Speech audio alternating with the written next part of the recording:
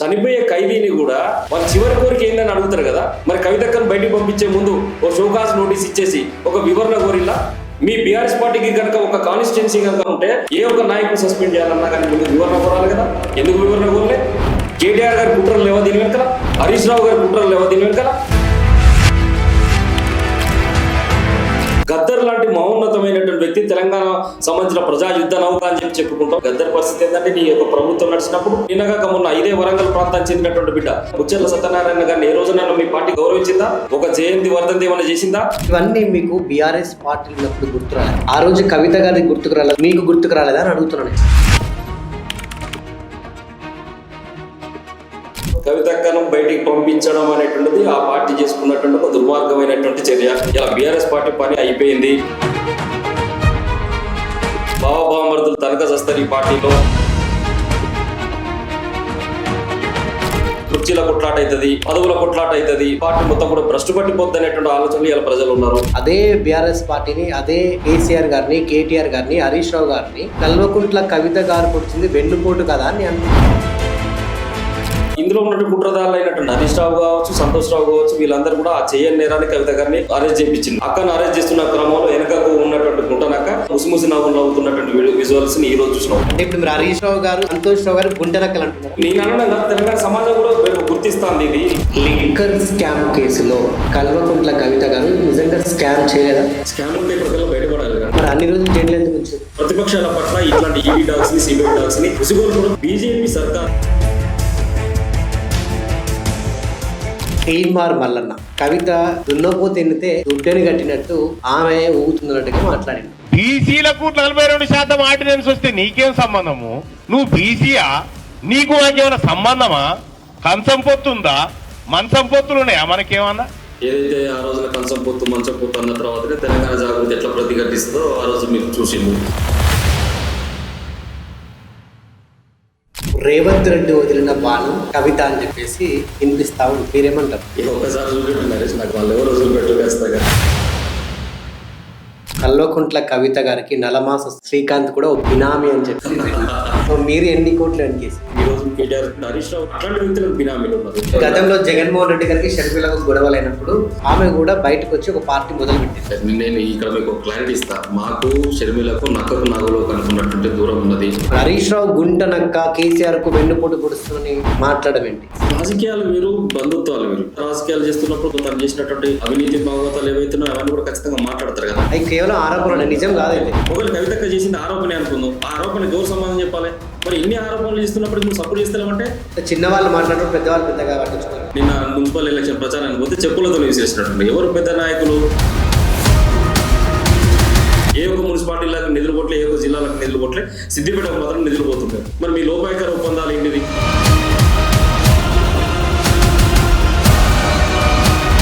ఇంకా కూడా కేటీఆర్ గారు అతని యొక్క మాయలో పడిపోయి అతీత శక్తులు ఉన్నాయి నా బావ దగ్గర, ఆయన నన్ను రక్షిస్తాడు కావచ్చు అని చెప్పేసి అనుకుంటాడా? ఇంకా అమాయకమైనటువంటి చర్యలు ఎందుకు కేటీఆర్ గారు ఇంకా కూడా కళ్ళు కనుక తెచ్చుకోకపోతే మరో చంద్రబాబు నాయుడు భాజపా హరీష్ రావు అవుతాడు, మరో హరికృష్ణ లాగా మిగిలిపోతాడు రేపు రోజున కేటీఆర్ గారు.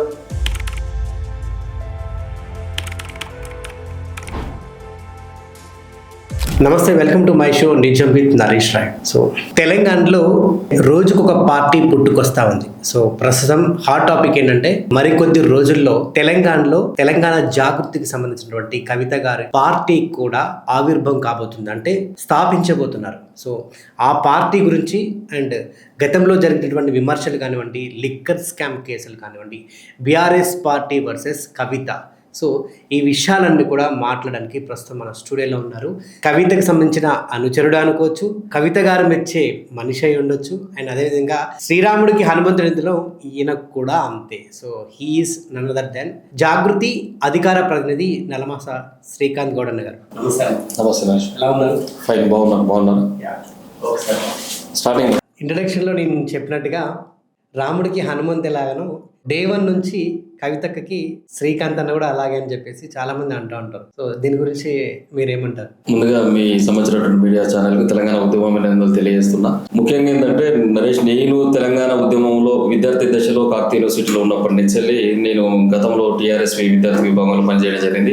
కవితక్క యొక్క పిలుపు మేరకు ఆ రోజున నేను ఏదైతే విశ్వవిద్యాలయంలో ఒక రీసెర్చ్ స్కాలర్ గా, ఒక పరిశోధక విద్యార్థిగా ఆ రోజున నేను టూరిజం డిపార్ట్మెంట్ నుంచి నేను ఒక పరిశోధక విద్యార్థిగా ఉన్నా. ఆ టైంలో తెలంగాణ జాగృతి సంస్థను స్థాపించాలనేటువంటి ఒక లక్ష్యంతో కవితక్క గారు వచ్చినప్పుడు వరంగల్ జిల్లాలో ఆ సంస్థ అనేటువంటి నా ద్వారా అంటే విద్యార్థి విభాగం ద్వారా ఆ రోజు పురుడు పూసుకున్నారు. తర్వాత వచ్చినటువంటి ఎలక్షన్ ఏదైతే 2014 లో కవితక్క గారు అరగ్రేటం చేయడం కోసం నిజామాబాద్ పార్లమెంట్ లో వచ్చినప్పుడు కూడా అప్పటికి నేను విద్యార్థి విభాగానికి వరంగల్ జిల్లా నుంచి జిల్లా అధ్యక్షుడిగా మాత్రమే ఉన్నా. అప్పుడు ఉన్నటువంటి 12 నియోజకవర్గాలు వరంగల్ ఉమ్మడి జిల్లాలో ఉంటే ఆ ఉమ్మడి జిల్లాలో ఉన్నటువంటి అన్ని నియోజకవర్గాల్లో కూడా కమిటీలన్నీ కూడా ఫుల్ ప్లేట్ చేసేసి ప్రధానమైనటువంటి ఆ సంస్థలు ఏవైతే ఉన్నాయో, జేఏసీలో పనిచేసినటువంటి సంస్థలు ఎవరైతే ఉన్నాయో ఆ యొక్క అనేక విద్యార్థి సంఘాలకు ధీటుగా ఆ రోజు తెలంగాణ జాగృతి పనిచేసింది. అట్లా అనతి కాలంలోనూ తెలంగాణ జాగృతికి ఒక గొప్ప అవకాశాలు ఇచ్చే విధంగా ఉద్యమంలో మాకు ఒక గుర్తింపు వచ్చే విధంగా తెలంగాణ జాగృతి స్టూడెంట్ ఫెడరేషన్ TJSF ఆ రోజు తీర్చిదిద్ది నా పైన ఇచ్చినట్టు బాధ్యతతో తర్వాత కాలక్రమేణా అక్కగారు ఎంపీగా గెలిచిన తర్వాత నన్ను విద్యార్థి విభాగానికి రాష్ట్ర అధ్యక్షునిగా ఆ రోజు ఎన్నిక చేసిన తర్వాత యావత్ తెలంగాణలో ఉన్నటువంటి ఉమ్మడి 10 జిల్లాలు మొత్తం కూడా సంస్థ నిర్మాణం వైపు నేను ఎక్కువ కృషి చేసిన. కాబట్టి ఏంటంటే ఆ రోజు నుంచి ఈ రోజు వరకు కూడా ఒక చిత్తశుద్ధితోని, ఒక ఉమ్మడి లక్ష్యంతో, ఆ యొక్క ఆలోచన విధానంతో మేము ప్రయాణించుకుంటూ పోతున్నాం. కాబట్టి ఏ రోజైనా ఒక తల్లి లాంటి పాత్ర మా పైన అక్క తీసుకున్నది, ఒక బాధ్యత తీసుకున్న మా పైన కేసులు అయిన రోజున కూడా మమ్మల్ని కాపాడుకునేటువంటి విషయంలో కూడా ఒక రక్షణ కవచం లాగా మాకు అక్క నిలబడ్డది. ఆ రోజు సమైక్యవాదులను తట్టుకొని నిలబడ్డం, ఒక కిరణ్ కుమార్ రెడ్డిని, ఒక వైఎస్ రాజశేఖర రెడ్డిని, ఒక రోషయ్యను, అదే విధంగా ఒక చంద్రబాబు నాయుడును, ఇట్లాంటి వ్యక్తులందరినీ తట్టుకొని ఆ రోజు నిలబడ్డం అంటే కారణం ఏంటంటే ఆ రోజు కవితక్క మాకు ఒక రక్షణ కవచం లాగా నిలబడ్డది, మమ్మల్ని ఆ విధంగా కాపాడుకున్నది కాబట్టి ఆ రోజు నిలబడడం. అందుకనే ఈ రోజు అనేక ప్రతిఫలాలు పొందినటువంటి వాళ్ళు కూడా కవితక్క ద్వారా వాళ్ళందరూ కూడా కవితక్కను వదిలేసిపోయినటువంటి సందర్భాలు ఉన్నాయి ఆపద రాగానే. కానీ ఏ రోజు నుంచి అయితే మేము అక్క దగ్గరికి వచ్చిన రోజే కూడా చెప్పినాం, మా కట్టకాలంత వరకు కూడా మేము అక్కతోనే ప్రయాణం చేస్తామని చెప్పినాం. అదే పద్ధతిలో ఈ యొక్క ఆపత్కాలంలో కూడా ఆమెకు ఒక ఫ్రంట్ లైన్ వారియర్ గా ఉండి పనిచేయాలనుకున్నాం. అదే పద్ధతిలో ఎన్ని ఇబ్బందులు మాకు వెంటాడుతున్నప్పటికీ, ఎన్ని రకాలుగా మమ్మల్ని వేధిస్తున్నప్పటికీ కూడా మేము అక్కకు అదే పద్ధతిలో పనిచేసుకుంటూ పోతాం. రేపు భవిష్యత్తులో తెలంగాణ రాష్ట్రానికి ఒక మహిళా ముఖ్యమంత్రిని చేసేంత వరకు కూడా ఖచ్చితంగా తన వెంట ఒక రక్షక కవచం లాగా ఏ విధంగా అయితే మమ్మల్ని అక్క కాపాడుతూ ఉంటుందో అంతవరకు కూడా మేము ఖచ్చితంగా తన వెంట మా ప్రయాణం అట్నే ఉంటుంది. విద్యార్థి దశ నుంచి ఇప్పటిదాకా కూడా మీరు అటు జాగృతితో పాటు ఇటు బీఆర్ఎస్ పార్టీతో కూడా ప్రయాణం చేస్తూ వస్తున్నారు. ఈ 10-15 ఏళ్ళు ఎంతో కష్టపడ్డారు. ఈ 10-15 ఏళ్లలో రాని గుర్తింపు ఇప్పుడు కవితక్క పార్టీలో ఉండి కవితక్కతో నడిస్తే మళ్ళీ ఆ గుర్తింపు వస్తుందని ఎట్లా అనుకుంటున్నారే? నేను ఒక మాట చెప్తాను. ఇక్కడ విషయం ఏంటంటే తెలంగాణ ఉద్యమకారులకు మొత్తానికి ఎక్కడ గుర్తింపు అనేట్టు లేదు. నేనేమంటున్నా 10 సంవత్సరాల 15 సంవత్సరాల ఉద్యమ ప్రస్థానం నుంచి మొదలుకుంటే అక్కతో పాటు మేము ప్రయాణం చేసుకుంటున్నాం. ఈ 10 ఏళ్ల గవర్నమెంట్ బీఆర్ఎస్ గవర్నమెంట్ వచ్చిన తర్వాత కూడా ఏ ఒక్క ఉద్యమకారులకి పెద్దపీట వేసినటువంటి పాపన ఆ యొక్క పార్టీ పోలే. ఈ రోజు ఆ రోజున తెలంగాణ జాగృతిలో పనిచేసినటువంటి మా దగ్గర ఉన్నటువంటి కొంతమంది నాయకులకి నామినేటెడ్ పదవులు ఇచ్చిండ్రు. ఆ నామినేటెడ్ పదవులు అనుభవించినటువంటి వ్యక్తులు కూడా ఈ రోజు మళ్ళీ బీఆర్ఎస్ పార్టీ దగ్గరికి పోయింది. ఆపత్కాలంలో అక్క దగ్గర లేరు వాళ్ళు. అయినా కానీ మేము ఏం చెప్తున్నాం అంటే ఆ రోజు మా పరిస్థితి ఏంటిది అని అంటే మేము కోరుకునేది కూడా ఆ గుర్తింపు రాలేదు. తెలంగాణ జాగృతి అనేటువంటిది బీఆర్ఎస్ పార్టీ ఒక శరీరం లాగుంటే మేము ఒక ఆత్మ లెక్క పనిచేసినాం. బీఆర్ఎస్ పార్టీ ఒక హార్డ్వేర్ లాగుంటే మేము ఒక సాఫ్ట్వేర్ లాగా పనిచేసినాం. అట్లాంటి బిడ్డలం, అట్లాంటి జాగృతికి ఒక 20 ఏళ్ల ప్రస్థానం ఉన్నది. మీకు ప్రతి విషయంలో కూడా ఒక రక్షక కవచం లాగా పనిచేసినాం. తెలంగాణ ఉద్యమంలో కూడా బతుకమ్మలతోనూ బోనాలను ఎత్తేసి సంస్కృతి మొత్తం పునర్జీవనాన్ని ఇచ్చే విధంగా కవితక్క ఒక రోజున బీఆర్ఎస్ పార్టీకి టీఆర్ఎస్ పార్టీకి ఒక రక్షణ కవచం లాగా నిలిచింది. మహిళలందరినీ క్రోడీకరించి ఒక పెట్టను గూడవాళ్ళ నిలిచి ఉద్యమంలో వాళ్ళందరినీ సమాయత్తం చేసే విధంగా ఎంత పోరాటం చేసినట్టు కవితక్కను ఈ రోజు నిర్దాక్షిణ్యంగా బయటికి పంపించారు. నేనేమంటున్నా, ఆ 10 ఏళ్లలో మాకేం జరగలేదు, తనను నమ్ముకున్నటువంటి వ్యక్తులకు కూడా ఏం చేసుకోలేదు కాబట్టి ఈ రోజు కవితక్క బయటకు వచ్చిన తర్వాత మా యొక్క ఆలోచనలు ఏవైతున్నాయో, ఉద్యమకారుల ఆలోచనలు ఏవైతున్నాయో, నష్టం పోయినటువంటి వాళ్ళ ఆలోచనలు ఏవైతున్నాయో, దగాపడినటువంటి బిడ్డల యొక్క ఆలోచనలు ఏవైతున్నాయో, ఆ దగాపడినటువంటి బిడ్డల వైపున ఉండి తన స్వరాన్ని ఈ రోజు వినిపిస్తా ఉంది. రేపు రోజున తెలంగాణ జాగృతి ఒక పార్టీగా నిర్మాణం చెందిన తర్వాత ఈ రోజు ఈ రాష్ట్రంలో 38-30% ఓట్ బ్యాంక్ ఏ పార్టీలకైతే వన్ సైడ్ వస్తాయో ఆ పార్టీలు మాత్రమే ఈ రోజున గవర్నమెంట్ ఫామ్ చేసిన పరిస్థితులు ఉన్నాయి. ఇలా బీఆర్ఎస్ ఒకవైపు అధికారం కోల్పోయి అర్హులుగా వస్తుంది, కాంగ్రెస్ అధికారంలో ఉండి డబ్బు మయం అయిపోయింది పూర్తిగా, ఆ పార్టీ డబ్బు వెదలిచి గెలుద్దాం అనుకుంటుంది. బీజేపీ కూడా దక్షిణాదిలో బాగా వేయాలనుకుంటుంది. ఈ త్రికోణ పోటీలో ఎవరికి కూడా 38% ఓటు బ్యాంక్ వచ్చేటువంటి పరిస్థితి లేదు. అయితే బీఆర్ఎస్ ఎప్పుడైతే అధికారంలోకి వచ్చినప్పుడు కూడా మీరు మాట్లాడినటువంటి ఏదైతే ఇప్పుడు మాటలు ఉన్నాయో ఆ సమయంలో కేసీఆర్ గారు కానివ్వండి, కేటీఆర్ గారు కానివ్వండి, మిగతా బీఆర్ఎస్ నాయకులు కూడా బీఆర్ఎస్ కి ముందు టీఆర్ఎస్ ఈ టీఆర్ఎస్ ప్రభుత్వం ఏర్పడిన తర్వాత తెలంగాణలో ఉన్నటువంటి ఉద్యమకారులందరూ కూడా మేము గుర్తిస్తాం, వాళ్ళ కుటుంబాలకు అది చేస్తాం, ఇది చేస్తాం, వాళ్ళకు పదవులు ఇస్తాం, జాబులు ఇస్తాం అని చెప్పేసి స్టేజ్ మీదనే వాళ్ళకి అనౌన్స్మెంట్ చేయడం జరిగింది. సో అటువంటిది ఇప్పుడు మళ్ళీ మీరు అదే మాట్లాడుతున్నారు. మళ్ళీ కవితక్క పార్టీ, కవితక్క మళ్ళీ అధికారంలోకి వస్తే మేము మళ్ళీ ఇప్పుడు ఉద్యమకారులకు ఇది చేస్తాం, అది చేస్తాం అని మీరు అంటా ఉన్నారు. ఏంటన్న గ్యారంటీ, ఏంటి నమ్మకం? నేను ఒకటే చెప్తున్నాను రమేష్, ఇప్పుడు అదే ఇప్పుడు 38% ఓట్ బ్యాంక్ ఏ పార్టీలకు అయితే వస్తాయో ఆ పార్టీలు అధికారంలోకి వస్తాయి. ఈ రోజు ఈ ప్రాంతంలో ప్రాంతీయ పార్టీలు అనేటువంటి ఏవి కూడా లేవు, ప్రాంతీయ పార్టీలు అన్ని కూడా నిర్వీర్యం అయిపోయినాయి. ఇదే టీఆర్ఎస్ పార్టీగా మీరు చెప్పిల్లు కదా, అప్పుడు ఒక రోజు తెలంగాణ రాష్ట్ర సమితిగా ఉన్నటువంటి పార్టీ ఈ రోజు భారత రాష్ట్ర సమితిగా దేశ రాజకీయాలను ఉద్ధరించడం కోసం బయలుదేరిల్లు. ఆ విధానాన్ని కూడా కవితకు ఆ రోజున వ్యతిరేకించిల్లు. రేపు రోజున కూడా ఈ యొక్క పర్సెంటేజ్ ఆఫ్ ఓట్ బ్యాంక్ వస్తేనే అధికారంలోకి వచ్చేటువంటి పరిస్థితి ఉంది. ఈ త్రికోణ పోటీలో తెలంగాణ జాగృతి కనుక కంటెస్టెడ్ చేస్తే, సబ్బండ బీసీ వర్గాలను కూడా రాజ్యాధికారం వైపుగా నడిపిస్తున్నటువంటి కవితక్క కనుక పోటీ చేస్తే, రేపు మాకు కొన్ని స్థానాలు కనుక వస్తే మా అవసరం లేనిది ఏ ఒక్క పార్టీ కూడా ప్రభుత్వాన్ని ఫామ్ చేసేటువంటి పరిస్థితి ఉండదు. కాబట్టే మేము అధికారంలోకి వస్తే ఈ ఉద్యమకారులకు ఎవరైతే ఈ 10 ఏళ్ళు నష్టపోయిన బిడ్డలకు మేము అవకాశాలు కల్పిస్తామన్నాం. ఇవాళ నేను ఒక సందర్భంలో చెప్పదలుచుకున్నా, ఈ 10 ఏళ్ళు ఇవాళ మానుకోటలో రాళ్లు వేసినటువంటి బిడ్డలు, రబ్బర్ బుల్లెట్లు తాకినటువంటి బిడ్డలు, బాష్ప గోళాలు తాకినటువంటి బిడ్డలు, నెలల తరబడి జైల్లో పోయినటువంటి బిడ్డలు, లాఠీ చార్జీలు తిన్నటువంటి బిడ్డలు, చివరకు ఉన్నటువంటి ఇల్లు వాకిల్ని అమ్ముకున్నటువంటి బిడ్డలు, 2001 నుంచి జెండా గద్దెలు కట్టి జెండాలు భుజాన మోసేసి అప్పి ఆటలల్లో, ట్రాక్టర్లలో ఎక్కడ సభలు ఉంటాయి, ఎక్కడ దుమ్దాములు ఉంటాయి అక్కడ జనాన్ని తరలించినటువంటి బిడ్డలు, వీళ్ళందరూ ఏమైపోయారు?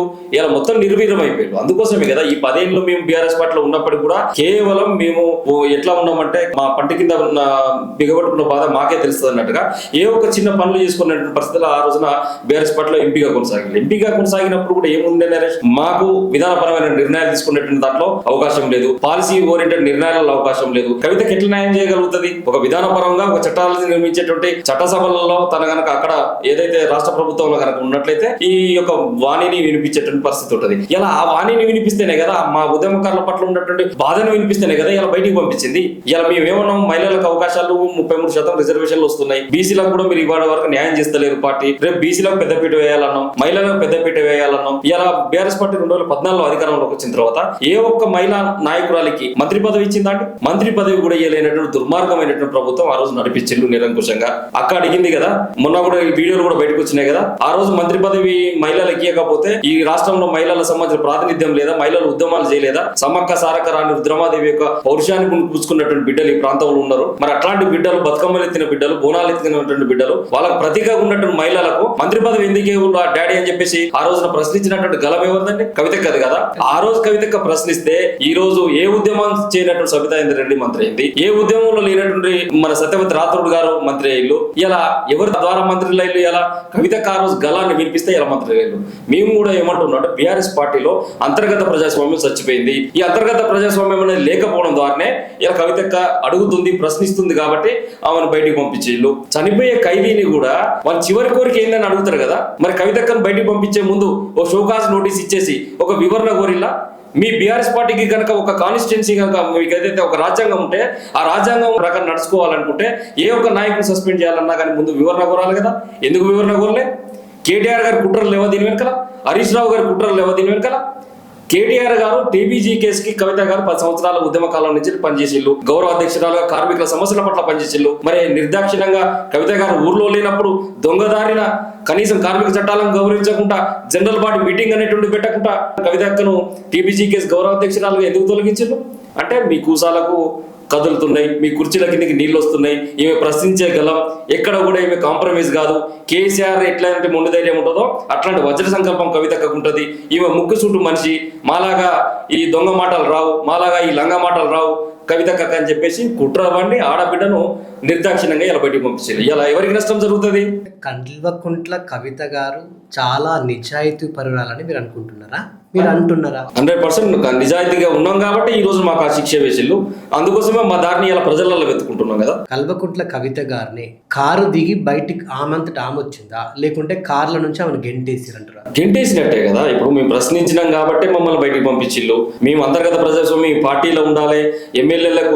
మీకు ఒక ఉదాహరణ చెప్తా. గద్దర్ లాంటి మహోన్నతమైనటువంటి వ్యక్తి తెలంగాణ సంబంధించిన ప్రజా యుద్ధ నౌక అని చెప్పుకుంటాం. అనేక మందికి విప్లవ సంబంధించినటువంటి పాఠాలు నేర్పించినటువంటి ఆయన పాఠాలతోని చైతన్యం నడిపించినటువంటి ప్రజాయుద్ధ నౌక గద్దర్ పరిస్థితి ఏంటంటే నీ యొక్క ప్రభుత్వం నడిచినప్పుడు, నీ బీఆర్ఎస్ పార్టీ ప్రభుత్వం నడిచినప్పుడు నీ నిరంకుశ గోడలను దాటుకోలేక ఎన్ని గంటలు నిలబెట్టి ఆయన ఇవాళ మేము నిన్నగాక మొన్న ఇదే వరంగల్ ప్రాంతానికి చెందినటువంటి బిడ్డ, బీసీ బిడ్డ, యాదవ సామాజిక వర్గానికి చెందినటువంటి బిడ్డ ముచ్చర్ల సత్యనారాయణ గారిని ఏ రోజున మీ పార్టీ గౌరవించిందా? ఒక జయంతి వర్ధంతి ఏమన్నా చేసిందా? బ్రతుకున్నప్పుడు ఆయనకి ఏమన్నా అవకాశాలు కల్పించిందా? ఏం చేయలేదు కదా. కాళోజీ నారాయణరావు లాంటి వ్యక్తులు కూడా ఒక సందర్భంలో ఉమ్మడి సమైక్యవాదాన్ని కట్టుబడి ఉన్నటువంటి వ్యక్తులు కాలక్రమేణా వాళ్ళు తెలంగాణ వాదులుగా మారారు. కానీ ముచ్చర్ల సత్యనారాయణ గారు ఎప్పటి నుంచో తెలంగాణ వాదిగా ఉన్నారు కదా, ప్రశ్నించే గలం కదా, ముఖ్యమంత్రులను గడగడలాడించినటువంటి గలం కదా. అట్లాంటి వ్యక్తిని ఏ రోజు గౌరవించిండు? ఇలా గద్దరు వస్తే గద్దర్ను నిలబెట్టినటువంటి పరిస్థితి నిరంకుశంగా. చివరకు నీ ప్రభుత్వంలో పనిచేసినటువంటి మహమ్మద్ అలీ పరిస్థితి ఏంటి? మహమ్మద్ అలీని కూడా హోంమంత్రి ఉన్నటువంటి మహమ్మద్ అలీని కూడా కనీసం ప్రగతి భవన్లోకి రానియనటువంటి పరిస్థితి. ఎవరికి యాక్సెస్ ఉన్నది? ఎవరికి యాక్సెస్ లేకుండా కేసీఆర్ గారితో చేసినటువంటి వ్యక్తి ఎవరు? సంతోష్ రావు. అందుకని మేము కుండబద్దలు కొట్టి మాట్లాడుతున్నాం కాబట్టి ఈమె ఉంటే మాకు ఇబ్బంది అవుతుంది. ఇవన్నీ మీకు బీఆర్ఎస్ పార్టీలు ఉన్నప్పుడు గుర్తు రాలేదా? ఎప్పుడైతే పార్టీ నుంచి బయటకు వచ్చారో ఈరోజు బీఆర్ఎస్ పార్టీని మీరు వ్యతిరేకిస్తూ ఇష్టం వచ్చినట్టు ఖండిస్తూ మాట్లాడుతున్నారు. ఆ రోజు కవిత గారికి గుర్తుకు రాలేదా? ఈ రోజు మీకు గుర్తుకు రాలేదా అని అడుగుతున్నాను. నేను ఒకటే మాట చెప్తా. ఈ విషయానికి వచ్చేసరికల్లా విత్ ఇన్ ద లైన్ పార్టీకి ఒక లైన్ ఉంటుంది. మన పార్టీలో ఉన్నప్పుడు పార్టీకి ఒక లైన్ ఉంటుంది. అప్పుడు చెప్పినప్పుడు అంతర్గతంగా ఉండబడేటువంటి వేదికల మీద చెప్తాం, వినతి పత్రాల ద్వారా చెప్తాం, రిక్వెస్ట్ మేనర్ లో చెప్తాం, ఉత్తరాల ద్వారా చెప్తాం, వివిధ అంశాల ద్వారా చెప్తాం, మనకున్నటువంటి సాధనాల ద్వారా చెప్తాం. ఆ విధంగా కవిత గారు అనేక సందర్భాలు చెప్పినప్పుడు కూడా వీళ్ళు పట్టించుకోలేదు. ఈ రోజు ప్రజా గొంతుకై బయటికి వాళ్ళు నెట్టివేసిన తర్వాత ఆడబిడ్డని మేము ప్రజల గొంతుకైతాం కదా, ప్రజల యొక్క ధిక్కార స్వరం అవుతాం కదా. ఈ రోజు ఆ కవితకి ఆ పాత్ర పోషిస్తా ఉంది. ఈ రోజు మీకు నొప్పి ఎందుకు కలుగుతుంది? ఆ రోజు విత్ ఇన్ ద పార్టీలో ఉన్నప్పుడు పార్టీకి ఒక లైన్ ఉంటుంది కాబట్టి ఆ పార్టీలో మీరున్నా నేనున్నా మనం with in the party line లో ఉంటాం కాబట్టి తప్పక మన నోరు ఆ రోజు మాట్లాడలేవు. అంతర్గత వేదికలనే చెప్పగలుగుతాం, బహిర్గత వేదికల్లో చెప్పలేము. ఈ రోజు బహిర్గత వేదికలు చెప్పే అవకాశం మాకు కలిగింది. నిజంగా మేము అనుకుంటున్నా కవిత గారిని మంచో చెడో కవితక్కను బయటికి పంపించడం అనేటువంటిది ఆ పార్టీ చేసుకున్నటువంటి ఒక దుర్మార్గమైనటువంటి చర్య. వాళ్ళంతా వాళ్ళు వచ్చేసి ఇలా ప్రజల ముందు బొక్క బొర్ల పడ్డారు. ఇలా బీఆర్ఎస్ పార్టీ పని అయిపోయింది.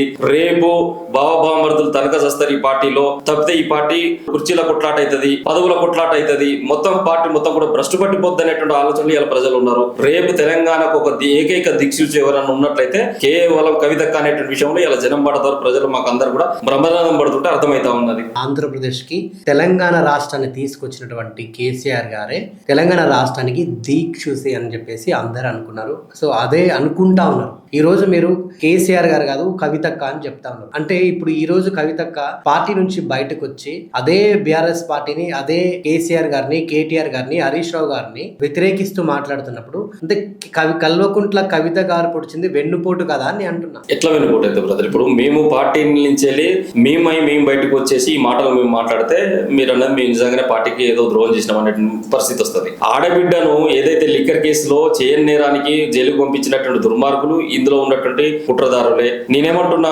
ఇందులో ఉన్నటువంటి కుట్రదారులు అయినటువంటి హరీష్ రావు కావచ్చు, సంతోష్ రావు కావచ్చు, వీళ్ళందరూ కూడా ఆ చేయని నేరాన్ని కవిత గారిని అరెస్ట్ చేయించిండ్రు. అదే కవిత గారు జైలుకి వెళ్ళినప్పుడు బయటికి తీసుకురావడానికి కేటీఆర్ గారు, కేసీఆర్ గారు ప్రయత్నించలేదు. ఏమంటున్నా అంటే అదే అరెస్ట్ చేసినటువంటి ఆ సందర్భంలో కనుక మీరు గ్రహించినట్లయితే ఈ మధ్య కాలంలో మేము నిశ్చితంగా ఆ వీడియోలను పరిశీలించినాం. బాల్కొండ నుంచి మంత్రిగా ఉండబడేటువంటి ప్రశాంత్ రెడ్డి గారు మేము సహకరిస్తాం, కవిత గారిని మంచిగా బ్రహ్మాండంగా తీసుకుపోండి, మేము ఎక్కడ అడ్డుకోమని చెప్పేసి నవ్వుకుంటా ఆ పోలీస్ ఆఫీసర్లకు చెప్తున్నటువంటి విజువల్స్ ఇటీవల కాలం చూసినాం. అక్కను అరెస్ట్ చేస్తున్న క్రమంలో వెనకకు ఉన్నటువంటి గుంటనక్క, ఆ గుంటనక్క ముసిముసి నవ్వులు అవుతున్నటువంటి విజువల్స్ ని ఈ రోజు చూసినాం. ఆ రోజు మాకు అర్థం కాలే, ఆ రోజు దీని వెనక ఇంత కుట్రలు దాగి ఉన్నాయనేటువంటి విషయం మాకు అర్థం కాలే.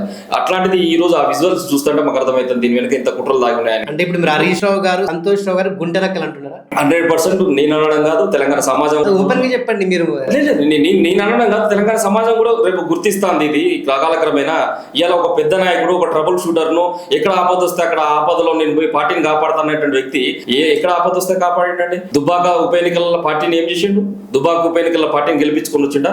జూబిలీస్ ఎలక్షన్ల పార్టీని గెలిపించుకొని వచ్చిండా? ఎక్కడనైనా కానీ హరీష్ రావు చేసేది ఏంటంటే ఏదో ఆపదను సృష్టించేది ఆయనే, ఆ ఆపద నుంచి కాపాడినట్టు చేయడంలో కూడా ఆయన ఆ యొక్క యాక్షన్ చేస్తారు కాబట్టి ఆ విధంగా వచ్చారు. ఒక బలమైన నాయకుడు బలహీనమైనటువంటి పనులు చేస్తే మాత్రం ఆయన బలమైన నాయకుడు ఒప్పుకోవాలా? కవిత గారు అది ఒప్పుకోకనే కదా ఈ రోజు ఈ బయటికి రావాల్సినటువంటి పరిస్థితి, బయటికి నెట్టివేసినటువంటి పరిస్థితి వచ్చింది. నేను ఇంకొక మాట చెప్తాను. ఇదే లిక్కర్ కేసు విషయంలో మా ప్రమేయం లేకుండా కేసీఆర్ గారు స్వయంగా చెప్పారు, నా బిడ్డ కడిగిన ముత్యంలాగా బయటకు వస్తుంది, ఇది ఒక రాజకీయ పరమైనటువంటి కేసు, నన్ను ఎదుర్కోలేనటువంటి బీజేపీ సన్నాసులు నా బిడ్డ పైన ఈ విధంగా దృష్టి మరల్చేటువంటి ప్రక్రియ చేస్తున్నారు, నా బిడ్డ కడిగిన ముత్యం లాగా వస్తుందని చెప్పింది. ఇలా కేసీఆర్ గారికి వ్యతిరేకంగా లిక్కర్ రాని అని చెప్పేసి, లేకపోతే రకరకాలటువంటి పదాజాలతో కవితక్క దూషిస్తున్నటువంటి బీఆర్ఎస్ పార్టీ సోషల్ మీడియా ఇలా ఎవరి కింద పనిచేస్తా ఉంది? కవితక్కను అసలు దాంట్లో మన్నే లేదు, ఆ కేసులో ఆమె కడిగిన ముత్యం లాగా వస్తుందని చెప్పేసి నీ పార్టీ అధ్యక్షుల వారు చెప్తే ఇలా మీరు లిక్కర్ రాణిని సంబోధిస్తూ రకరకాలుగా అబ్యూజ్డ్ చేస్తూ కవితక్క మీద పోస్టులు పెడుతున్నటువంటి బీఆర్ఎస్ సోషల్ మీడియా దేనికి మీరు ఎవరి కింద పనిచేస్తా ఉన్నారు? ఎవరి కబందాస్తాల్లో చిక్కుకొని ఉన్నారు మీరు? అంటే మీరు కేసీఆర్ గారికి కూడా వ్యతిరేకంగానే పనిచేస్తా ఉన్నారు, హరీష్ రావు కబందాస్తాల్లో పనిచేస్తా ఉన్నారు అనే విషయం తెలుస్తుంది. ఇంకా కూడా కేటీఆర్ గారు అతని యొక్క మాయలో పడిపోయి నా బావ ఏదో అతీత శక్తులు ఉన్నాయి నా బావ దగ్గర, గ్రహాంతర వాసి కావచ్చు నా బావ, ఆయన నన్ను రక్షిస్తాడు కావచ్చు అని చెప్పేసి అనుకుంటాడా? ఇంకా అమాయకమైనటువంటి చర్యలు ఎందుకు కేటీఆర్ గారు ఇంకా కూడా కళ్ళు కనుక తెచ్చుకోకపోతే మరో చంద్రబాబు నాయుడు భాజపా హరీష్ రావు అవుతాడు, మరో హరికృష్ణ లాగా మిగిలిపోతాడు రేపు రోజున కేటీఆర్ గారు. లిక్కర్ స్కామ్ కేసులో కల్వకుంట్ల కవిత గారు నిజంగా స్కామ్ చేయలేదా? స్కామ్ ఉంటే ఇప్పటికల్లా బయటపడాలి కదా. మరి అన్ని రోజులు జైలు ఎందుకు ఉంచారు? నేను అదే అంటున్నా, జస్టిస్ గవాయ్ గారు సుప్రీంకోర్టు సంబంధించినటువంటి చీఫ్ జస్టిస్ కి వచ్చిన తర్వాత 5.5 నెలలు ఎట్లాంటి విచారణ అన్నటువంటి ఎదుర్కొన్న తర్వాత అంత సుదీర్ఘంగా 22 నెలల పాటు సుదీర్ఘ విచారణ చేపట్టిన తర్వాత దాదాపుగా ఒక 50,000 పేజీల ఛార్జ్ షీట్ వేసిన తర్వాత ఎక్కడ కూడా 1 NP రికవర్ చేసినటువంటి పాపన పోలే. అసలు లిక్కర్ కేసు అనేటువంటి ఒక బూటకం అనేటువంటి విధంగా తెలిసి ఒక ఆడబిడ్డను 5.5 నెలలు ఎందుకు ఇక్కడ జైల్లో పెట్టాలని చెప్పి జస్టిస్ గవాయ్ గారు వచ్చిన తర్వాత బెయిల్ ఇచ్చేసి కల్వకుంట్ల కవిత గారు నిర్దోషి అని స్టేట్మెంట్ ఇవ్వలే కదా. ఇప్పుడు నేను ఒకటే మాట, బెయిల్ వచ్చిందంటే దీంట్లో ఏం లేదనేటువంటిది నిర్ధారణకు వచ్చిన తర్వాత ఈ దేశానికి సర్వోన్నత న్యాయస్థానం బెయిల్ ఇచ్చేసి బయటకు పంపించారు. ఇవ్వాలని ఒక మాట చెప్తా, నేర ఆరోపణ ఉన్నటువంటి ప్రతి ఒక్క వ్యక్తి కూడా నేరస్తుడే అయితే ఈ దేశంలో జాతీయ ఉద్యమాలు చేసినటువంటి ప్రతి ఒక్క బిడ్డ కూడా ఖచ్చితంగా జైళ్లలో మగ్గాలి. ఇలా మహాత్మా గాంధీతో సహా జైళ్లలో మగ్గాలి. ఆ నేర ఆరోపణలు వచ్చినటువంటి వ్యక్తులు కాదు, ఆరోపణలు అనేటువంటి రాజకీయ పరంగా అనేక ఆరోపణలు వస్తూ ఉంటాయి. కేంద్ర ప్రభుత్వం చెప్పు చేతల్లో లేనటువంటి సందర్భంలో ప్రతిపక్షాల పట్ల ఇట్లాంటి ఈడీ డాగ్స్ ని సిబిఐ డాగ్స్ ని ఉసిగొల్పడం పరిపాటిగా మారింది. మీకు చిన్న ఉదాహరణ చెప్తా. బీజేపీ సర్కార్ అనేటువంటిది వచ్చిన తర్వాత ఏదైతే పుల్వామా దాడి జరిగిందో, పుల్వామా దాడి మన సైనికుల పైన దాడి జరిగినప్పుడు ఈ పుల్వామా దాడి కంటే ముందు సైనికుల్ని రోడ్ వేలో కాకుండా ఎయిర్ క్రాఫ్ట్ ద్వారా మీరు వాళ్ళని తరలించండి, ప్రమాదం ఉంది అని చెప్పేసి ఆ రాష్ట్ర గవర్నర్ జనరల్ గా ఉన్నటువంటి సత్యపాల్ గారు హెచ్చరించి అప్పుడున్నటువంటి ప్రభుత్వాన్ని హెచ్చరించినా కానీ ఆ హెచ్చరికలను కూడా బుటదాఖలు చేసేసి సైనికులను కేవలం రోడ్డు మార్గాన పంపించారు. రోడ్డు మార్గాన పంపించడం ద్వారానే ఇలా సైనికుల యొక్క ప్రాణాలు కోల్పోయారు. వందలాది మంది మనకు సంబంధించిన సైనికులు పుల్వామా దాడిలో ఆ రోజున చనిపోవడం జరిగింది. తర్వాత ఆ విషయాన్ని తన గవర్నర్ జనరల్ గా దిగిపోయిన తర్వాత చెప్పడం జరిగింది. సత్యపాల్ గారు ఒక బుక్ లో రాసి ఆ రోజు ఉన్నటువంటి కేంద్ర ప్రభుత్వం నా మాట పెడజేవిలో పెట్టింది, ఎయిర్ క్రాఫ్ట్ ద్వారా కనుక తరలించినట్లయితే మన సైనికుల ప్రాణాలు దక్కేవి, అదే మాట పెడజేవి పెట్టడం ద్వారా రోడ్డు మార్గంలో పోవడం ద్వారా మన ప్రాణాలు కోల్పోయారు అని చెప్పేసి తన ఒక పుస్తకంలో రాస్తే అది బయటికి వస్తే చివరకు గవర్నర్ జనరల్ గా పనిచేసినటువంటి అధికారుల పైన కూడా ఈడీ సిబిఐ దాడులు చేసినటువంటి నిజమైన సంస్కృతి ఉన్నటువంటి పార్టీ ఇలా బీజేపీ పార్టీ. కాబట్టి ప్రతిపక్షాల మీద ఇట్లాంటి ధిక్కార స్వరాల మీద ఇట్లాంటి దాడులు అనేవి జరుగుతాయి. చివరికి మన తెలంగాణ ఉద్యమకారుడు బీఆర్ఎస్ పార్టీ నుంచి స్టార్టింగ్ నుంచి ఉన్నటువంటి ఒక నాయకుడు గాదా ఇన్నయ్య గారిని కూడా ఇటీవల కాలంలో ఇట్లాంటి చట్టాల పైన ప్రయోగించి అతన్ని ఈ రోజు అరెస్ట్ చేసిండు. మరి ఇవన్నీ నిరంకుశ చర్యలు కదా, ప్రభుత్వాలు చేసే నిరంకుశ చర్యలు అనబడవా? కాబట్టి నేనేమంటున్నా, కవిత గారు చేయని నేరానికి కేసీఆర్ గారిని ఆ రోజున ఎదుర్కోలేనటువంటి బీజేపీ పార్టీ ఈ ప్రాంతంలో జాతీయతను పెంపొందించి ఈ యొక్క ఎంపీ ఎలక్షన్లలో లబ్ధి పొందడం కోసం మాత్రమే ఈ యొక్క కేసు చేసింది తప్పితే ఇయాటి వరకు ఈ కేసులో ఈగా తోక ఏది పీకింది కూడా లేదు, ₹1 రికవర్ చేసిన పరిస్థితి కూడా లేదు. మర్డర్లు మానభంగాలు చేసిన వ్యక్తులే ఈ రోజు బెయిల్ మీద బయటకు వస్తా ఉన్నారు. అట్లాంటిది కవిత గారు లిక్కర్ స్కామ్ చేశారు కాబట్టి అన్ని రోజులు జైల్లో ఉంచి బెయిల్ మీద బయటకు వచ్చింది. ఇంకా కేసు కోర్టులో ఉంది కదా, ఇంకా నిర్దోషి అని చెప్పేసి నిర్ధారణ చేయాలి. ఇప్పుడు నేను ఏమంటున్నా, ఇప్పుడు మేము చేయని నేరానికి మమ్మల్ని జైల్లో పెట్టినాను మేము వాదిస్తా ఉన్నాం. ఇది రేపు రోజు బయటపడుతుంది కదా, ఎన్ని రోజులు ఉంటది కోర్టులో అయితే కొన్ని సంవత్సరాలుగా అయితే మారదు కదా, రేపు మప్పు బయటకు వస్తుంది కదా. నిజం ఎప్పు లాంటిది రేపు ఎప్పుడైనా బయటకు. నీకు ఒకటి మీకు ఉదాహరణ చెప్తా, కవిత గారు తన దగ్గర ఉన్నటువంటి మొత్తం కూడా ఆ డాటా అంతా డిస్ట్రాయ్ చేసిందని చెప్పినటువంటి సిబిఐ ఈడీ ఆ సంబంధించిన డాటా అంతా కూడా బహిర్గతంగా కవర్లలో తన యొక్క ఫోన్లన్నీ తీసుకుపోయి ఇచ్చేసింది. ఏం డాటా సేకరించిళ్ళు, ఏం రికవరీ చేసిళ్ళు ఇప్పుడు వరకు? ₹1 రికవర్ చేసింది లేదు. కనీసం ఆమె యొక్క పాత్ర ఉందని చెప్పేసి నిర్ధారించడానికి ఒక సాక్ష్యం కూడా ఇప్పటి వరకు లేదు. మీకు ఇంకొక మాట చెప్తా, ఈ దేశంలో ఈడీ సిబిఐ సంబంధించినటువంటి కేసులన్నీ కూడా 2% సక్సెస్ రేషియో ఉన్నాయి. 2% మాత్రమే నిరూపణ అయినాయి. 98% కేసెస్ అన్ని కూడా ఫాల్స్ ఎలిగేషన్స్. అంటే అర్థం చేసుకోండి ఏం జరుగుతా ఉన్నది ప్రతిపక్షాల పట్ల కేంద్ర ప్రభుత్వాలు అనుసరించే నీతి ఎట్లుంటుంది అంటే ఇది ఒకటే ఉదాహరణ. అంటే ఇప్పుడు చాలా మంది కూడా తెలంగాణ ప్రజలు కానివ్వండి, మిగతా బీజేపీ పార్టీ కానివ్వండి, బీఆర్ఎస్ పార్టీ కానివ్వండి, కాంగ్రెస్ పార్టీ కానివ్వండి, సో ఈ పార్టీలకు సంబంధించిన వ్యక్తులు కానివ్వండి, కవితకు ఇన్ని కోట్ల ఆస్తులు ఎక్కడి నుంచి వచ్చినాయి, కవితకు అంత పెద్ద బంగ్లా ఎక్కడి నుంచి వచ్చింది, ఆఫీస్ కూడా ఒక బంగ్లా లాగా కట్టింది. అంతేందుకు అమెరికాలో కూడా ఆమె ఆఫీస్ చూస్తే అమెరికన్స్ షాక్ అయిపోయారట. మరి ఇన్ని వేల కోట్ల ఆస్తులు ఎక్కడి నుంచి వచ్చినాయి? అమెరికాల ఆఫీస్ అనేటువంటిది అబద్ధం, ఇక్కడ ఉన్నటువంటి ఆఫీస్ అనేటువంటిది మా కష్టార్జితం. మేము ఒకటే చెప్తాం, ఏ వ్యక్తి అయినా సరే తను ఉన్న పొజిషన్ నుంచి మరొక పొజిషన్ పోవడానికి అభివృద్ధి సూచిక అనేటువంటి ఖచ్చితంగా కులమానంగా ఉంటది. ఈ రోజు నేను ఈ జీరోగా ఉన్నటువంటి వ్యక్తిని రేపు హీరోగా మారతా. ఈ రోజు ఓవర్ నైట్ లో హీరోలు అయినటువంటి వ్యక్తులు ఉన్నారు. కానీ మేము కవితకు సంబంధించిన కుటుంబంలో ఉండబడేటువంటి బావగారు కానీ వీళ్ళంతా కూడా వ్యాపారాన్ని చేసుకున్నటువంటి బిడ్డలు, ఎక్కడ కూడా అన్యాయం చేసినటువంటి వాళ్ళు కాదు. గత ప్రభుత్వం 10 సంవత్సరాలు ఉంటే కూడా ఏ ఒక్క చిన్న పని చేసుకోవడానికి ఫైరో చేసుకోవడానికి పోయిన దాఖలాలు లేవు. ఒకవేళ దాఖలాలు అట్లాంటివి ఉండి అడ్డదిడ్డంగా మేము పనులు చేసుకుంటే వాటిని బయట పెట్టమని కూడా బహిరంగంగా చెప్పినాం కదా. మరి ఇవాళ వరకు ఎవరు ఎందుకు మాట్లాడారు బీఆర్ఎస్ సంబంధించిన నాయకులు? కాబట్టి మేమేం అక్రమ మార్గాన్ని లేవు. మాకు తెలిసినటువంటి వ్యాపారాలు, కవిత గారికి తెలిసినటువంటి వ్యాపారాలు ఏవైతున్నాయో ఆ వ్యాపారాల ద్వారా వాళ్ళు కొంత డబ్బు సంపాదించుకోవడం, వాటిని ప్రజా శ్రేయస్సు కోసం, జాగృతి సంబంధించినటువంటి సంస్థ కోసం మేము ఆ రోజు నుంచి కష్టపడము. ఒక కాలంలో తనకున్నటువంటి నగలను కూడా తాకట్టు పెట్టి సంస్థ నడిపించినటువంటి పరిస్థితులు కూడా ఉన్నాయి కదా. చివరకు కిరాయిల్లో ఉంటూ కూడా తన సంస్థ నడిపించిన పరిస్థితులు ఉన్నాయి కదా. కాలక్రమేణా ఎప్పుడు ఒక రకంగానే ఉన్నాం కదా. మనం దినదిన అభివృద్ధి కోరుకుంటాం కదా.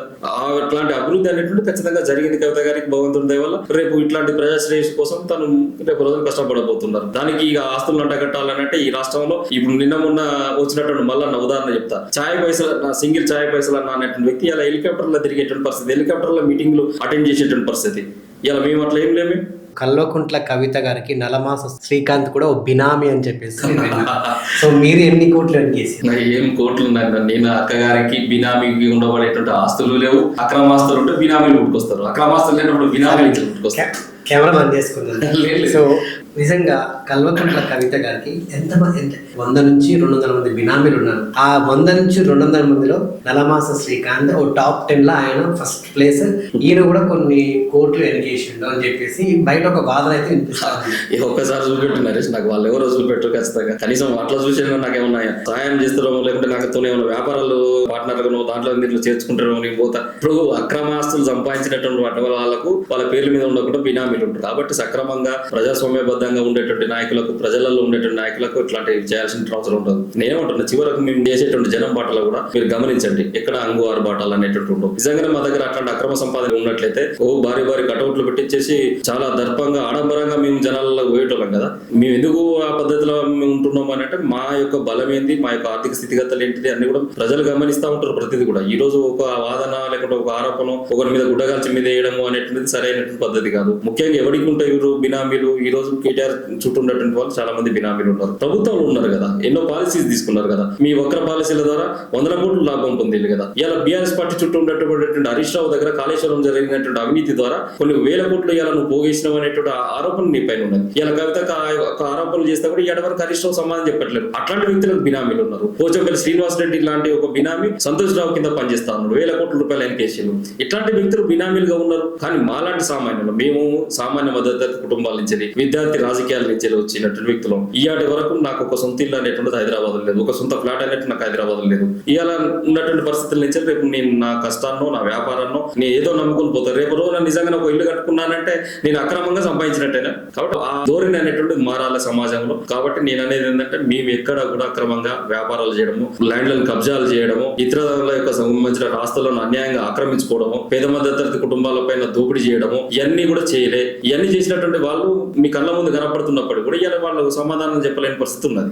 ఇప్పుడు ఏదైతే కల్వకుంట్ల కవిత గారు కొత్త పార్టీ పెట్టబోతున్నారు, ఈ కొత్త పార్టీ పెద్దోళ్ళ కోసమా పేదోళ్ళ కోసమా? తెలంగాణ జాగృతి పార్టీగా ఆవిర్భావం చెందబోతుంది అనేటువంటి విషయం బహిరంగంగా కవితక్కనే ప్రకటించారు. నేనేమంటున్నా, మేము గత ప్రభుత్వాలు జాతీయ పార్టీలు పనిచేసినవి చూసినాం, జాతీయ పార్టీలను చూసినాం. ప్రాంతీయ పార్టీగా ఉన్నటువంటి బీఆర్ఎస్ పార్టీ ఉద్యమ పార్టీ అని చెప్పేసి ఉద్యమ పార్టీగా ఉన్నటువంటి పార్టీ జాతీయ పార్టీగా అవతరించి ఇక్కడ ఉన్నటువంటి ప్రయోజనాలన్నింటి కూడా తాకట్టు పెట్టే విధంగా ఏ ఒక్క వర్గాలకు కూడా ఈ 10 ఏళ్లలో కొన్ని వర్గాలకు కొంతమేర న్యాయం జరిగినప్పటికీ ఇంకా న్యాయం చేయలేనటువంటి వర్గాలు చాలా ఉన్నాయి. కాబట్టి మేమంటున్నాం, భౌగోళిక తెలంగాణ అనేటువంటి వచ్చింది. ఈ రాష్ట్రంలో సామాజిక తెలంగాణ అంటుంటారు. ఈ సామాజిక అంతరాలను దూరం చేయాలంటే తెలంగాణ జాగృతి మాత్రమే ఒక ఏకైక వేదిక అని చెప్పేసి మేము భావిస్తాం. అందులో భాగంగానే బీసీ బిల్ ఏదైతే కాంగ్రెస్ పార్టీ 42% బీసీలకు ఇస్తానటువంటి రిజర్వేషన్లు ఇస్తామని చెప్పేసి ఏదైతే ప్రకటించాలో కామారెడ్డిలో ఆ డిక్లరేషన్ అమలు చేయాలని చెప్పేసి కొట్లాడినటువంటి వ్యక్తులు మేము కదా. ఇవాళ ఏదైతే డెడికేషన్ కమిటీ ఇస్తే డెడికేషన్ కమిటీ కావచ్చు, బీసీ సంబంధించిన కుల పోరాటాలు జరిగిన, రౌండ్ టేబుల్ సమావేశాలు జరిగిన, ఎక్కడికక్కడ బీసీలకు అండగా ఉండి పోరాడేటువంటి పార్టీ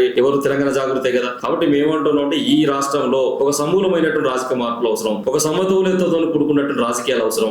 ఏదైతే కులాలు ఉన్నాయో ఆ కులాలకు వాళ్ళ వాటా ఎంత ఉంది, వాళ్ళ జనాభా ఎంత ఉంది, ఆ నిష్పత్తి అనుసారంగా వాళ్ళకు చట్టసభలోకి వాళ్ళకి అవకాశాలు రావాలని కోరుకుంటున్నాం. 33% రిజర్వేషన్ కనుక అమలైతే రేపు రోజున ఈ యొక్క రాష్ట్ర అసెంబ్లీలో 50-60 మంది మహిళలు వచ్చి కూర్చునేటువంటి పరిస్థితి వస్తుంది. కాబట్టి అట్లాంటి బిడ్డలను మేము బయటికి తీసుకొస్తాం. ఇలా ఏదైతే ఎన్టీ రామారావు గారు ఉన్నప్పుడు 28-30 సంవత్సరాలు ఉన్నటువంటి యువకులను, యువ నాయకులను ఆ రోజున పెంచి పోషించారు. అట్లా పెంచి పోషిస్తేనే ఇలా 20 దాకరావు కావచ్చు, తలసాని శ్రీనివాస్ యాదవ్ కావచ్చు, కడియం శ్రీహరి లాంటి వాళ్ళు కావచ్చు, ఇలా అనేక మంది, పట్నం మహేందర్ రెడ్డి లాంటి వాళ్ళు ఒక 40 ఏళ్ళ వరకు రాజకీయాలు చేయగలిగిళ్ళు, ఎమ్మెల్యేలు, మంత్రులైన. కాబట్టి రేపు రోజున తెలంగాణ జాగృతి కూడా ఎవరికి పెద్ద పెట్టి వేయబోతుందంటే ముఖ్యంగా పైసలను చూసి మేము అవకాశాలు ఇవ్వదలుచుకోలే, ప్రజలలో వాళ్ళకు ఉన్నటువంటి గుర్తింపు దృష్ట్యా మేము అవకాశాలు ఇవ్వదలుచుకున్నాం. ముఖ్యంగా యువకులకు పెద్ద పెట్టి వేయబోతున్నాం, మహిళలకు పెద్ద పెట్టి వేయబోతున్నాం. సుమారుగా 50% వరకు కంప్లీట్ సీట్లన్నీ కూడా మేము బీసీలకు ఇచ్చేటువంటి దిశగా మా యొక్క కార్యాచరణ ఉండబోతోంది. ఇట్లా సామాజిక తెలంగాణ అంతరాలు ఏవైతే ఉన్నాయో వాటిని వివిధ పార్టీలకు సామాజిక తెలంగాణ అనేటువంటిది ఒక నినాదం లాగా ఉన్నది. కానీ సామాజిక తెలంగాణ మాకు విధానం అనేటువంటి విధంగా తెలంగాణ జాగృతి చిత్తశుద్ధితో రేపు రోజున తెలంగాణ సమాజం కోసం పనిచేయబోతా ఉంది. తీన్మార్ మల్లన్న,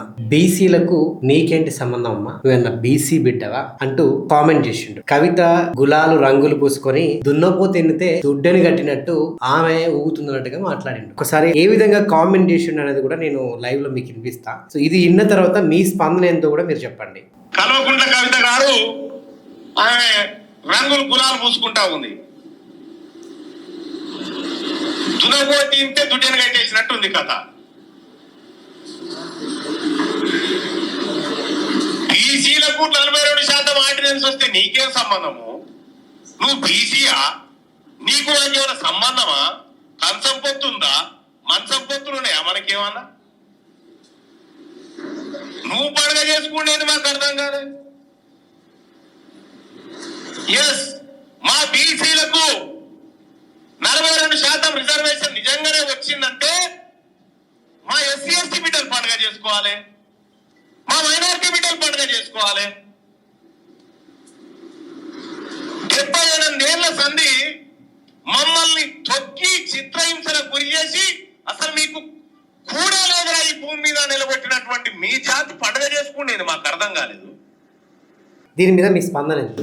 ఒకటే, ఇప్పుడు అట్లాంటి రాజకీయమైనటువంటి కురచ స్వభావం ఉన్నటువంటి వ్యక్తి గురించి స్పందించడం అనవసరం. ముఖ్యంగా ఏదైతే ఆ రోజున కంచం పొత్తు మంచం పొత్తు అన్న తర్వాతనే తెలంగాణ జాగృతి ఎట్లా ప్రతిఘటిస్తుందో ఆ రోజు మీరు చూసిండు. ఒక బీసీ బిడ్డగా చట్టసభలో ప్రాతినిధ్యం వహించి తొలిసారి ఎమ్మెల్సీగా అయినటువంటి వ్యక్తి, సమైక్యవాదులు కూడా ఆ రోజున తెలంగాణ బిడ్డల పట్ల కాల్పులు జరపాలంటే ఆలోచించేటువంటి పరిస్థితి. అట్లాంటి తెలంగాణ రాష్ట్రంలో ఒక బీసీగా చట్టసభలోకి వచ్చినటువంటి వ్యక్తి ప్రశ్నించడానికి పోయినటువంటి వ్యక్తులు, మా జాగృతి కార్యకర్తలు ఎవరైతే కవిత గారి పైన అనుచితమైనటువంటి వ్యాఖ్యలు చేసిన ఆ మల్లన్న వ్యక్తి అనేటువంటి వ్యక్తిని ప్రశ్నిస్తానికి పోతే మా పైన కార్పులకు తెగబడ్డాడు. ఇంకా సరే ఆ కేసు నడుస్తుంది, గాయపడ్డటువంటి బిడ్డలం మేము, ఆయనే జరిగింది. ఇలా నేను ఒకటే అంటున్నా, ఒక రకంగా చెప్పాలంటే ఈ రోజు టీఆర్పీ పార్టీ అనేటువంటి పెట్టింది, తెలంగాణ రాజ్యాధికార పార్టీ అని చెప్పేసి. టీఆర్పీ అని అంటే ఆయన దృష్టిలో తెలంగాణ రాజ్యాధికార పార్టీ, మా దృష్టిలోకి వచ్చేసరికి అది టెలివిజన్ రేటింగ్ పాయింట్స్ లెక్క తయారైపోయింది. ఆయనే ₹2 అడిగినటువంటి వ్యక్తి ఈ రోజున ఫోన్ పే నెంబర్లు ఇచ్చినటువంటి వ్యక్తి ఇలా పార్టీ పెట్టే స్థాయికి ఏ విధంగా వచ్చిండు. చివరకు నాకు అంగిలాగు సిద్ధాంతం అన్నటువంటి మల్లన్న, అంగిలాగు సిద్ధాంతం వేడపోయింది. ఇన్ని కోట్ల రూపాయల సామ్రాజ్యం, ఎన్ని కోట్ల రూపాయల ల్యాండ్ బ్యాంకు సంపాదించడం, బీసీ బిడ్డలను తీసుకుపోయి మొన్న అతను కూడా ఆత్మహత్య చేసుకున్నటువంటి పరిస్థితి తన ఆఫీస్ దగ్గరకు వచ్చి, దాని వెనుక కూడా ఇతను ఉన్నటువంటి మాటలు వస్తాయి. కాబట్టి మొన్న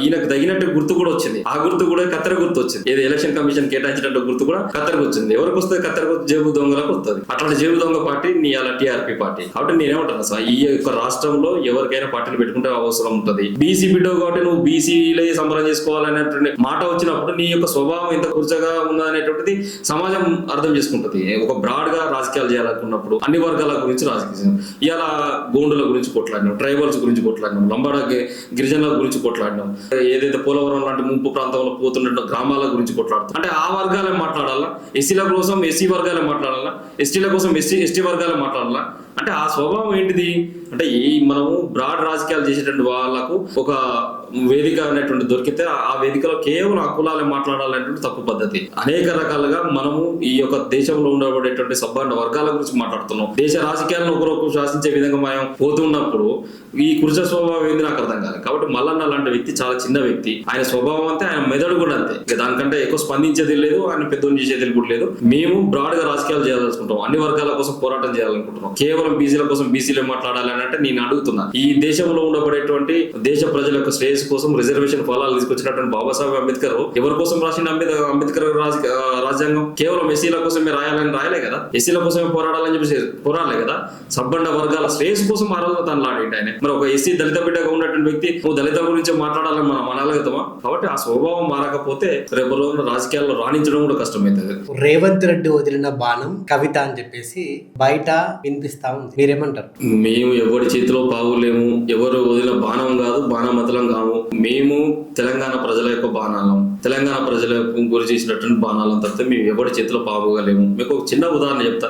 తెలంగాణ జాగృతిని 2006లో కవిత గారు వచ్చిన తర్వాత స్థాపించిన తర్వాత మేము కేవలం డైరెక్ట్ కేసీఆర్ కుమార్తె పార్టీలో పోయి సభ్యత్వం తీసుకుని పార్టీలో పనిచేయవచ్చు కదా. మరి ఎందుకు కేసీఆర్ గారి స్థాపించినటువంటి పార్టీలో కవిత గారు పోలే డైరెక్ట్ వచ్చి తెలంగాణ జాగృతి ఎందుకు స్థాపించింది? ఆచార్య జయశంకర్ సార్ యొక్క స్ఫూర్తితోని సంస్థను ఎందుకు స్థాపించింది? ఎందుకు సంస్కృతి వైపుకు వచ్చి కొట్లాడింది?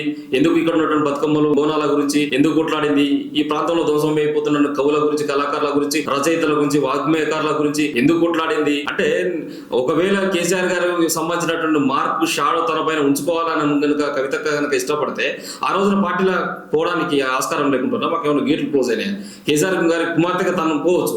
2008 సంవత్సరంలో డైరెక్ట్ వచ్చి పార్టీలో జాయిన్ అయినటువంటి వ్యక్తి కేటీఆర్ గారు. కానీ 2006లో సంస్థను స్థాపించి ఇండిపెండెంట్ ఉమెన్ గా బయటకు వచ్చినటువంటి మొక్కవోలు ధీరవల్లి ఎవరైనా ఉంటే కేవలం కవితక్క. ఇయాటి వరకు మాకు పైన కేసీఆర్ గారు షాడో లేదు, గతం నుంచి కూడా మాకు పైన కేసీఆర్ గారు షాడో లేదు. అంతేకాకుండా కేసీఆర్ గారు కుమార్తె అనేటువంటిది అనుకోవచ్చు. మీకు ఉదాహరణ షర్మిల గారి గురించి మాట్లాడుతున్నప్పుడు చాలా మంది మరో షర్మిల అవుతుంది అనేటువంటి మాట మాట్లాడారు. మీకు అంటే గతంలో జగన్మోహన్ రెడ్డి గారికి షర్మిలకు గొడవలైనప్పుడు, ఆ కుటుంబ ఏదైతే గొడవలు జరిగినప్పుడు ఆమె కూడా బయటకు వచ్చి ఒక పార్టీ మొదలు పెట్టింది. అప్పుడు చంద్రబాబు నాయుడు వదిలినటువంటి బాణం అని చెప్పేసి అప్పుడు కామెంట్స్ వినిపించాము. సో ఇప్పుడు కేటీఆర్ని గురి కొట్టడానికే రేవంత్ రెడ్డి వదిలిన బాణం కవిత అని చెప్పి వినిపిస్తుంది. అంటే గతంలో ఆమె పెట్టిన పార్టీ కాంగ్రెస్ పార్టీలో ఈరోజు విలీనం చేసి కలిసిపోయింది. రేపటి వచ్చిన కవిత పరిస్థితి కూడా ఇంతే. నేను ఇక్కడ మీకు క్లారిటీ ఇస్తా. మాకు షర్మిలకు నక్కకు నాగులో కనుకున్నటువంటి దూరం ఉన్నది. భాషలో కావచ్చు, వ్యవహారంలో కావచ్చు, జ్ఞాన సముపార్జనలో కావచ్చు, ఇక్కడ ఉండబడేటువంటి విషయాల్లో జరుగుతున్నటువంటి లోతుపాతులే కావచ్చు, ఈ అన్ని అంశాలను కనుక చూస్తే కవితకు ఆమెకు నక్కకు నాగులో కనుకున్నటువంటి దూరం ఉన్నది. ఆమె ఈ తెలంగాణ రాష్ట్రంలో పార్టీ పెట్టిన తర్వాత ఎక్కడికి పోయినా తన ఫస్ట్ మాట్లాడినట్టునో మీ ప్రియతమ నాయకుడు రాజశేఖర రెడ్డి గారి బిడ్డ అనే మాట్లాడింది తప్పితే తను షర్మిలాగా మాట్లాడలేదు. ఏ రోజున మేము ఏదన్నా ఎక్కడికన్నా పోయిన సందర్భంలో ఏదైనా మాట్లాడతా అక్క ఉచ్చరించేటువంటి ఏకైక పదం పిరికిలు బిగించి జై తెలంగాణ అంటది. జై తెలంగాణ అన్న వాళ్ళందరూ ఆంధ్ర కేసీఆర్ లేని కవిత ఎక్కడి నుంచి వచ్చింది? సహజంగా ఎవరైనా జన్మనిస్తారు. జన్మనిచ్చిన తర్వాత మాత్రాన కేసీఆర్ గారు లేని వచ్చింది అనేటువంటి మాట కరెక్ట్ కాదు. నేనేమంటున్నా, తండ్రిగా యాక్సెప్ట్ చేస్తారు ఎవరైనా. నేను ఇప్పుడు హరీష్ రావు ఎవరు? మేనల్లుడు. కేటీఆర్ ఎవరు? ఎక్కడి నుంచి వచ్చాడు? కేసీఆర్ గారు లేదు, ఎవరైనా అంతే కదా. అది కవిత గారు కూడా వర్తిస్తుంది. ఆ తండ్రిగా జన్మనిచ్చినటువంటి తండ్రిగా తనకు ఇచ్చేటువంటి గౌరవం కవితక్క ఎప్పుడు ఇస్తుంది. తెలంగాణ సమాజం కూడా ఆయన ఒక మౌన్నత శిఖరం లాగానే చూస్తాం కేసీఆర్ గారిని. ఈ దొంగలు భ్రష్టు పట్టించినటువంటి పరిస్థితులు తప్పితే ఇంకొక పరిస్థితి దృష్టిలో కేసీఆర్ గారిని కూడా చూడం. విషయం ఒకటి నేనేమంటున్నా, కేసీఆర్ గారు జన్మనిచ్చినప్పటికీ కూడా రాజకీయ పరమైనటువంటి వైరుధ్యాలు వచ్చి బయటకు వచ్చిన తర్వాత తన మార్కు, తన షాడో మా పైన లేకుండా చూసుకున్నాము. జాగృతి ఉన్నప్పుడు అంటే 2006లో స్థాపించినప్పటి నుంచి కూడా కేసీఆర్ గారు సంబంధించినటువంటిది ఏ రోజున ఆ యొక్క జాగృతిలో పెట్టుకోలేటువంటి పరిస్థితి, ఎక్కడ కూడా పెట్టలేదు. తన సలహాలు సూచనలు కూడా తీసుకున్నటువంటి పరిస్థితి. చివరికి ఒక సందర్భం చెప్తాను నేను. మమ్మల్ని ఇంకా వారించింది పార్టీ, తెలంగాణ జాగృతిని వారించింది. దూసుకుపోతున్నారు, ఒక్కొక్క దగ్గర ఎమ్మెల్యేలకు పోటీ అవుతున్నారు. వీళ్ళు చాలా డిస్టర్బెన్స్ అవుతుంది వీళ్ళతో అని చెప్పేసి ఎప్పుడైతే కేటీఆర్ గారు వర్కింగ్ ప్రెసిడెంట్ అయిన తర్వాత మమ్మల్ని చాలా అణచివేసినటువంటి కుట్రలు జరిగినాయి. చివరికి మేము బతుకమ్మలు ఆడడానికి వివిధ జిల్లాలకు పోతున్న ప్రక్రియలో కూడా బతుకమ్మలు ఆడకుండా మమ్మల్ని వెనుక రమ్మనేటువంటి పరిస్థితులు కూడా ఉన్నాయి. ఏదైనా జిల్లాకు పోతే ఆ జిల్లాలో పలానా నాయకుడు ఉంటాడు, అడిగే పోండి అని చెప్పేసి మాకు దిశానిర్దేశం చేసే పరిస్థితులలో ఆ రోజు పార్టీ తయారైంది. వీటన్నిటి కూడా మేము పండి కింద బిగపట్టుకొని ఉన్నాం. ఆడబిడ్డ ఫ్రీగా పోయి పోయి బతుకమ్మలు ఆడుకోలేని పరిస్థితి సంస్థ ద్వారా. అట్లాంటి కండిషన్స్ కూడా మాకు క్రియేట్ చేసిండు. కాబట్టి మేమేమంటున్నాం, ఏ రోజున కూడా వాళ్ళ మాటలు విన్నాము, రేపు రేపు పరిస్థితులు సర్దుమణుగుతాయి అనుకున్నాము. కానీ స్వతంత్రం అనేటువంటి లేదు ఆ పార్టీలో. ముఖ్యంగా అంతర్గత ప్రజాస్వామ్యం మొత్తం కూడా అణచివేసిల్లు ఆ పార్టీలో అనేటువంటిది తెలుసుకున్న తర్వాతనే కవిత గారు గట్టిగా తన యొక్క గలాన్ని వినిపించారు. దాన్ని స్వీకరించాల్సింది, దాన్ని అధ్యయనం చేసుకోవాల్సింది, దాన్ని సవరించుకోవాల్సింది పార్టీ. అది చేయకపోవడం దాన్నే కదా ఈ రోజు కవిత గారిని ఓర్చుకోలేక బయటికి పంపించింది. నేను అడిగేది ఒకటే, ఆ రోజు నుంచి ఈ రోజు వరకు ఎప్పుడు కూడా కేసీఆర్ గారి షాడో తెలంగాణ జాగృతి మీద లేకుండానే కవిత గారు ఎదిగిల్లు తప్పితే పార్టీలోకి పోయేది కదా. మీకు ఇంకో మాట చెప్తా, తెలంగాణ జాగృతిలో మేము సరదాగా ఇన్ని సంవత్సరాలు పనిచేసిన తర్వాత 2006 నుంచి 2014 వరకు పనిచేసిన తర్వాత నిజామాబాద్లో మాకు అరగ్రేటం చేయడానికి అవకాశం ఇచ్చారు. ఆ రోజున మేము అన్ని లక్షల మెజార్టీతో 1,60,000 1,70,000 మెజార్టీతో గెలిచినటువంటి కవితక్క రెండోసారి ఎలక్షన్ వచ్చేసరికి ఎందుకు మా పైన కుట్రలు చేసిళ్ళు? ఎంపీ ఎలక్షన్ వచ్చేసరికల్లా మీరు రైతులతో నామినేషన్ లేపించింది ఎవరు? దీని వెనుక పార్టీ లేదా? అదే కేసీఆర్ గారు, అదే కేటీఆర్ గారు, ఇదే హరీష్ రావు గారు, వీళ్ళందరూ పెద్ద నాయకులు ఏమైనా ఆ రోజున అదే వాళ్ళందరూ రైతులను పిలుచుకొని మాట్లాడలేకపోయినా పసుపు ఓటు మా బాధ్యత, మేము తీసుకొస్తాం, కేంద్రంతో కొట్లాడతాం, మనకు ఎంపీలు ఉన్నారు, మేము తీసుకొస్తామని ఎందుకు రైతులకు భరోసా ఇయ్యలే ఆ రోజున? మీరు అట్లాంటి కుట్రలకు తెగబడ్డారు కాబట్టే కదా ఆడబిడ్డను కావాల్సుకుని ఇంతమంది రైతులతో నామినేషన్ లేపించి ఓడగొట్టింది. అంటే ఇన్ని ప్రత్యక్షమైనటువంటి దారుణాలకు ఒడిగట్టినటువంటి పార్టీ ఇలా బీఆర్ఎస్ పార్టీ రేపు ఏ విధంగా ప్రజల్లో ముఖం చెల్లుతుంది? కేసీఆర్ బిడ్డగా మేము ఓట్లేము, ఒక సగటు సంబంధించినటువంటి తెలంగాణ ఆడబిడ్డగా ప్రతి ఒక్క బిడ్డ దగ్గరికి పోతున్నాం పరామర్శలకు. మీరు ఒక్కసారి చూడండి, వరద బాధితులను ఎవరైనా పరామర్శించినా ఎవరు పరామర్శించలేదు. కనీసం రైతులకు నష్టపరిహారం వాటిల్లి అకాల వర్షాలతో వాటిల్లితే ఆ నష్టపరిహారం కట్టియాలని చెప్పేసి ప్రభుత్వాన్ని ఎవరైనా డిమాండ్ చేసినా ఇంతవరకు డిమాండ్ చేయలేదు. నిరుద్యోగులు చనిపోతే ఎవరైనా పోయి పరామర్శించిందా? ఇంతవరకు పరామర్శించలేదు. వీళ్ళకు లోపాయికర ఒప్పందాలు కాంగ్రెస్ పార్టీతో రేవంత్ రెడ్డితో చీకటి ఒప్పందాలు ఉన్నాయి. నిన్నగాక మొన్న కవితక్క కూడా ప్రెస్ మీట్లో చెప్పింది, సిద్దిపేటకి అన్ని నిధులు వస్తాయి, ఎందుకు నిధులు వస్తానని. ఏ ఒక్క మున్సిపాలిటీలకు నిధులు పోట్లే, ఏ ఒక్క జిల్లాలకు నిధులు పోట్లే, సిద్దిపేటకు మాత్రం నిధులు పోతున్నాయి, వరదలా పోతున్నాయి. మరి మీ లోపాయికర ఒప్పందాలు ఏంటిది? మరి ఇయాటి వరకు హరీష్ రావు పైన అనేక రకాలైనటువంటి చేసేది కదా. ఇదే తను పెట్టినటువంటి పాల వ్యాపారం ఏదైతుందో ఈ పాల వ్యాపారాలు కూడా గురుకులాలలో పాలేసిండు హరీష్ రావు గారు అని చెప్పిండు. ఇదే పతాక శీర్షికలో పత్రికల్లో రాసిళ్ళు. సీఎం పిఆర్ఓ ఉన్నటువంటి అయోధ్య రెడ్డి గారు కూడా దాన్ని ట్వీట్ చేసినటువంటి సందర్భాలు చూసినాం. మరి ఎందుకు హరీష్ రావు గారి మీద చర్య తీసుకోలేదు? ఇదే సంతోష్ రావు గారు నేరెళ్ళ సంబంధించినటువంటి బాధితుల పైన వాళ్ళని తీసుకుపోయి లాఠీ చార్జ్ చేస్తే కనీసం ఎంత భయంకరంగా అంటే సంసారానికి పనికి రాకుండా కొట్టించినటువంటి పరిస్థితులు ఉన్నాయి. మరి అట్లాంటి బిడ్డల గురించి మొన్న కూడా కేసు ఫైల్ చేసి వచ్చి బయటకు వచ్చి మాట్లాడిన తర్వాత మొన్న కేసు ఫైల్ చేస్తే కూడా ఏడు వరకు చర్యలు తీసుకోలేదు. నేరెళ్ళ బాధితుల పక్షాన సంతోష్ రావు పైన ఎందుకు తీసుకుంటలేరు? అంటే మీకు లోపాయికర ఒప్పందాలు ఉన్నట్టే కదా. రేవంత్ రెడ్డి గారికి, సంతోష్ రెడ్డి గారికి, సంతోష్ రావు గారికి కరెక్ట్ గా ఆ టర్మ్స్ నడుస్తున్నాయి, హరీష్ రావు గారికి, రేవంత్ రెడ్డి గారికి నడుస్తా ఉన్నాయి. అందులో భాగంగానే ఇవన్నీ జరుగుతా ఉన్నాయి. మీడియా ముందు కానీ ప్రెస్ మీట్లో కానీ సో మైక్ ముందు పెట్టినప్పుడల్లా కల్వకుంట్ల కవిత గారు హరీష్ రావు గారు నుంచి ఆయన ఒక గుంటనక కేసీఆర్ కి వెన్నుపోటు పొడిచిండు అంటూ వ్యతిరేకిస్తూ మాట్లాడుతున్నటువంటి కవితక్క మరి మొన్న వారంటి ఎందుకు పోయి పరామర్శించింది? ఇప్పుడు అది ఒక మానవత కోణం అండి. కవిత గారు మొదటి నుంచి ఒక మంచి మానవతావాది, ఒక తల్లి లాంటి ప్రేమ ఉన్నటువంటి ఒక ఆడబిడ్డ. కాబట్టి వాళ్ళ ఇంట్లో వాళ్ళ ఫాదర్ జరిగిపోయినప్పుడు రాజకీయాలు పక్కకు పెడితే మిగతా అంశాలను కూడా పక్కకు పెడితే ఒక మానవత దృక్పథంతో ఖచ్చితంగా పోయి పరామర్శిస్తాం. అది శత్రువైనా మిత్రువైనా ఇంకెవరైనా ఆ ప్లేస్ లో ఇంకెవరు ఉన్నా కానీ పోయి పరామర్శిస్తాం. దాంట్లో తప్పేముంటుంది? దాంట్లో తప్పు వెతికే ప్రయత్నం కూడా ఎవరు చేయవద్దు. ఎందుకంటే అది వాళ్ళ తండ్రి గారు చనిపోయారు, వాళ్ళ గతంలో కూడా రక్త సంబంధాలు కలిగి ఉన్నటువంటి వ్యక్తులు, కాబట్టి పోయి పరామర్శించారు. హరీష్ రావు గుంటనక్క కేసీఆర్ కు వెన్నుపోటు పొడుస్తుందని మాట్లాడడం ఏంటి? రాజకీయాలు వేరు, బంధుత్వాలు వేరు. ఇప్పుడు ఆ రోజు చనిపోయిన తర్వాత పోయినా పరామర్శించినంత వరకు అయినా తర్వాత రాజకీయాలు చేస్తున్నప్పుడు ఖచ్చితంగా రాజకీయాల్లో తను చేసినటువంటి అవినీతి భాగవతాలు ఏవైతున్నాయో అవన్నీ కూడా ఖచ్చితంగా మాట్లాడతారు కదా. నేనేమంటున్నా, నా పైన ఆరోపణ వచ్చింది, ఇంతసేపు మీరు మాట్లాడుతూ మీరు ఇట్లా వినామే అట్లా వినామే అన్నారు. నా పైన మీరు ఒక ఆరోపణ చేస్తున్నప్పుడు బయట ఇట్లా అంటున్నారు అన్నప్పుడు ఎవరు సమాధానం చెప్పిలు? అది కేవలం ఆరోపణ, నిజం కాదైతే. నేనే సమాధానం చెప్పిన. అది ఆరోపణ అయినప్పుడు నేనే సమాధానం చెప్పిన. ఒకవేళ కవితక్క చేసింది ఆరోపణ అనుకుందాం, ఆ ఆరోపణకి ఎవరు సమాధానం చెప్పాలి? స్వయంగా హరీష్ రావు చెప్పాలి. మరి ఇన్ని ఆరోపణలు చేస్తున్నప్పుడు నువ్వు సపోర్ట్ చేస్తావంటే చిన్నవాళ్ళు మాట్లాడరు, పెద్దవాళ్ళు పెద్దగా పట్టించుకోరు కదా. ఎవరు పెద్దవాళ్ళు ఇట్లాంటివి చూస్తూ ఉంటాం కదా. ఆ పరిస్థితి ఎక్కడ లేదు. హరీష్ రావు తనకు తానే పెద్దవాడు అనుకుంటే మొన్న ఏం జరిగింది చూసిలు కదా. ఏది మల్లన్న సాగర్ సంబంధించినటువంటి బాధితులు చెప్పులు ఇసిరేసినటువంటి పరిస్థితి. అక్కడ జరిగినటువంటి రైతులను అన్యాయంగా తీసుకొచ్చేసి బలవంతంగా తీసుకొచ్చేసి వాళ్ళ భూములను వాళ్ళని ఒప్పియకుండా అన్యాక్రాంతం చేసేసి నువ్వు చేసినటువంటి పాపానికి నిన్న మున్సిపల్ ఎలక్షన్ ప్రచారానికి పోతే చెప్పులతో విసిరేసినట్టు. ఎవరు పెద్ద నాయకులు? పొడుగ్గా ఉన్నంత మాత్రం పెద్ద నాయకులు కాదు, మేధస్సు పెద్దగా ఉండాలి కదా, మనం ఆలోచన శక్తి పెద్దగా ఉండాలి కదా. అప్పుడు పెద్ద నాయకులు అవుతారు. ఆ శక్తి ఉన్నటువంటి నాయకురాలు కేవలం కవితక్కతే అని ఇలా తెలంగాణ సమాజం భావిస్తాను, నేను చెప్పడం కాదు. అందుకోసం కవితక్కకు రేపు రోజు ఇంత ఆదరణ జరుగుతుంది. నిన్న మీరు రేపు రోజున 20 తారీఖు నుంచి మళ్ళీ జనంపాట స్టార్ట్ అవుతుంది. చూడండి మీరు రేపు ఏం జరుగుతుందో. రేపు మున్సిపల్ ఎలక్షన్లలో కూడా మాకు వచ్చే రిజల్ట్స్ కూడా చూడండి. మేమైతే మొన్న ఆల్ ఇండియా ఫార్వర్డ్ బ్లాక్ ద్వారా పోటీ చేయించినాం కదా, మా యొక్క సానుభూతి పరులను కానీ ఉద్యమకారులను పోటీ చేయించినాం కదా, అనేక దిక్కులు మా యొక్క అభ్యర్థులు కూడా గెలవబోతా ఉన్నారు. మాకు నిజంగా ప్రజల్లో ఆ బలం కనుక లేకపోతే రేపు ఆ స్థానాలు కూడా గెలవం కదా. 200 పైచీలకేమో మేము బిఫామ్లు ఇచ్చినాం. డిపాజిట్లు వస్తాయి. నేను ఏమంటున్నాను, నేను 200 పైచీలకు తెలంగాణ సానుభూతి పరులకు, తెలంగాణ ఉద్యమకారులకు, మా సానుభూతి పరులు ఎవరైతే ఉన్నారో వాళ్ళకి ఇచ్చినాం. ప్రత్యేకంగా తెలంగాణ జాగృతి అభ్యర్థులు ఎక్కడ పోటీలో లేరు, మా పార్టీ తరఫున ఎవరు పోటీలు లేరు. మాకున్నటువంటి ఒక ఏదైతే భావసారూప్యత ఆ పార్టీతో ఉందో ఆల్ ఇండియా ఫార్వర్డ్ బ్లాక్ ద్వారా మేము అట్లాంటి ఉమ్మడి అభ్యర్థులను ఇచ్చిన కొన్ని దిక్కుల ఉద్యమకారులకు అవకాశం ఇచ్చినాం. ఆ ఉద్యమ బిడ్డలు, దగాపడ్డ బిడ్డలు రేపు గెలిచి వస్తారు అంటున్నారు. 100 స్థానాలు ఖచ్చితంగా గెలిచి వస్తాం. ప్రజలకు జాగృతి ఏం చేయబోతుంది? మీ మేనిఫెస్టో ఏంటి? మా మేనిఫెస్టో పూర్తిగా కూడా ప్రజలతోని, ప్రజల మధ్యలో తయారు కాబోతున్నాం మేనిఫెస్టో. మేము 4 గోడల మధ్యన కూర్చొని మేము మా కాన్స్టిట్యున్సీ మేము రాసుకొని మేము విధానాలను ప్రజల పైన రుద్దేట ప్రక్రియ కవిత గారు వ్యతిరేకం. మేము ప్రజల నుంచే మేనిఫెస్టో తయారు చేసుకుంటున్నాం. అందులో భాగంగా దరిదాపు ఒక 50-60 అధ్యయన కమిటీలు వేసుకున్నాం. వివిధ అంశాల పట్ల అధ్యయన కమిటీలు వేసుకొని నిశ్చితంగా ఆ యొక్క అధ్యయనాన్ని పూర్తి చేసిన తర్వాత, ఆ అధ్యయనం అయిన తర్వాత ఆ అధ్యయన కమిటీలతో కూడా రివ్యూ నిర్వహించి వాటిపైన ఒక సమగ్రమైనటువంటి అభిప్రాయానికి వచ్చిన తర్వాత దాన్ని మేము ఎజెండాగా స్వీకరించబోతున్నాం. కాబట్టి ప్రజలకు అనుకూలమైనటువంటి మేనిఫెస్టో, ప్రజల మౌలిక వసతులకు అనుకూలమైనటువంటి మేనిఫెస్టో, ఇష్యూ బేస్డ్ పాలిటిక్స్ ఉండే విధంగా కవితక్క దృష్టి పెడతా ఉన్నారు. ఎందుకంటే మీకు ఒకటే ఉదాహరణ, ఎక్కడైనా రాజకీయాలు అనేకం జరుగుతూ ఉంటాయి. సమస్యలు వదిలిపెట్టి రాజకీయాలు జరిగితే ఎట్లా? రోడ్డు కోసం రాజకీయాలు మాట్లాడాలి, రోడ్డు వేయించడం కోసం, ఆ కాలువల కోసం చేయాలి, స్ట్రీట్ లైట్ల కోసం చేయాలి, ప్రజా సమస్యల పట్ల చేయాలి రాజకీయాలు.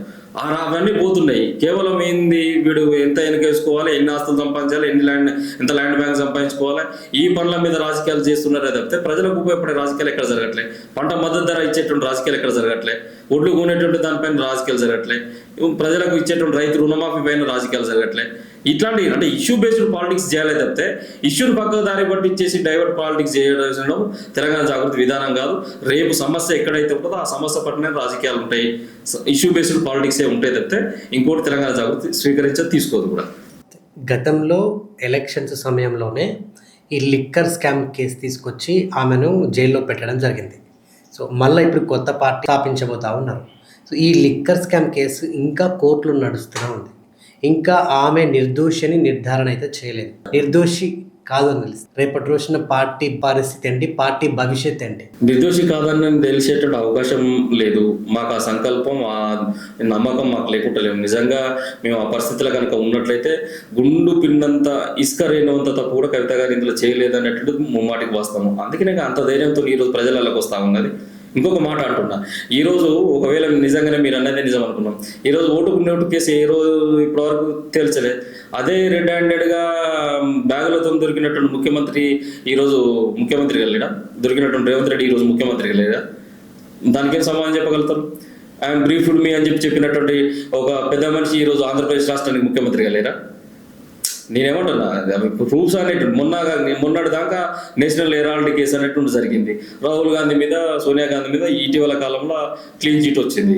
ఇంకా అనేక రకాలైనటువంటి వ్యక్తులపైన ఇంకా కేసులు అట్నే ఉన్నాయి. సోనియా గాంధీ సంబంధించిన అల్లుడు రాబర్ట్ వాద్రా పైన కేసులు అట్నే ఉన్నాయి. ప్రియాంక గాంధీ పైన కేసులు అట్లే ఉన్నాయి. పవన్ బన్సాల్ గారి పైన కేసులు అట్లే ఉన్నాయి. సిద్ధరామయ్య పక్క రాష్ట్ర ముఖ్యమంత్రి పైన కేసులు అట్లే ఉన్నాయి.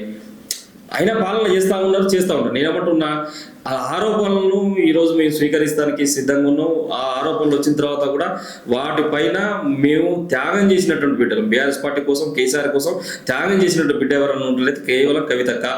రేపు అది నిర్దోషితత్వం వస్తుంది అనేటువంటి నమ్మకం మాకున్నది. ఎందుకంటే మా మనసు, మా అంతర్యంగా మాకు చెప్తున్నటువంటి విషయం, కవితక్క చెప్తున్నటువంటి విషయం కూడా, నేను ఇసుమంతా కూడా తప్పు చేయలేదు అని కారాఖండిగా కుండలు బద్దలు కొట్టినట్టు చెప్తుంది. అందుకని ఇంత ధైర్యంతో పార్టీ పెట్టడానికైనా, ప్రజలలో పోవడానికైనా సాహసించడం కదా. కాబట్టి దాని గురించి ప్రశ్నే లేదు. ఖచ్చితంగా నిర్దోషితత్వంతో కడిగిన ముత్యంలాగా ఖచ్చితంగా బయటకు వస్తారు ఆ కేసు విషయంలో.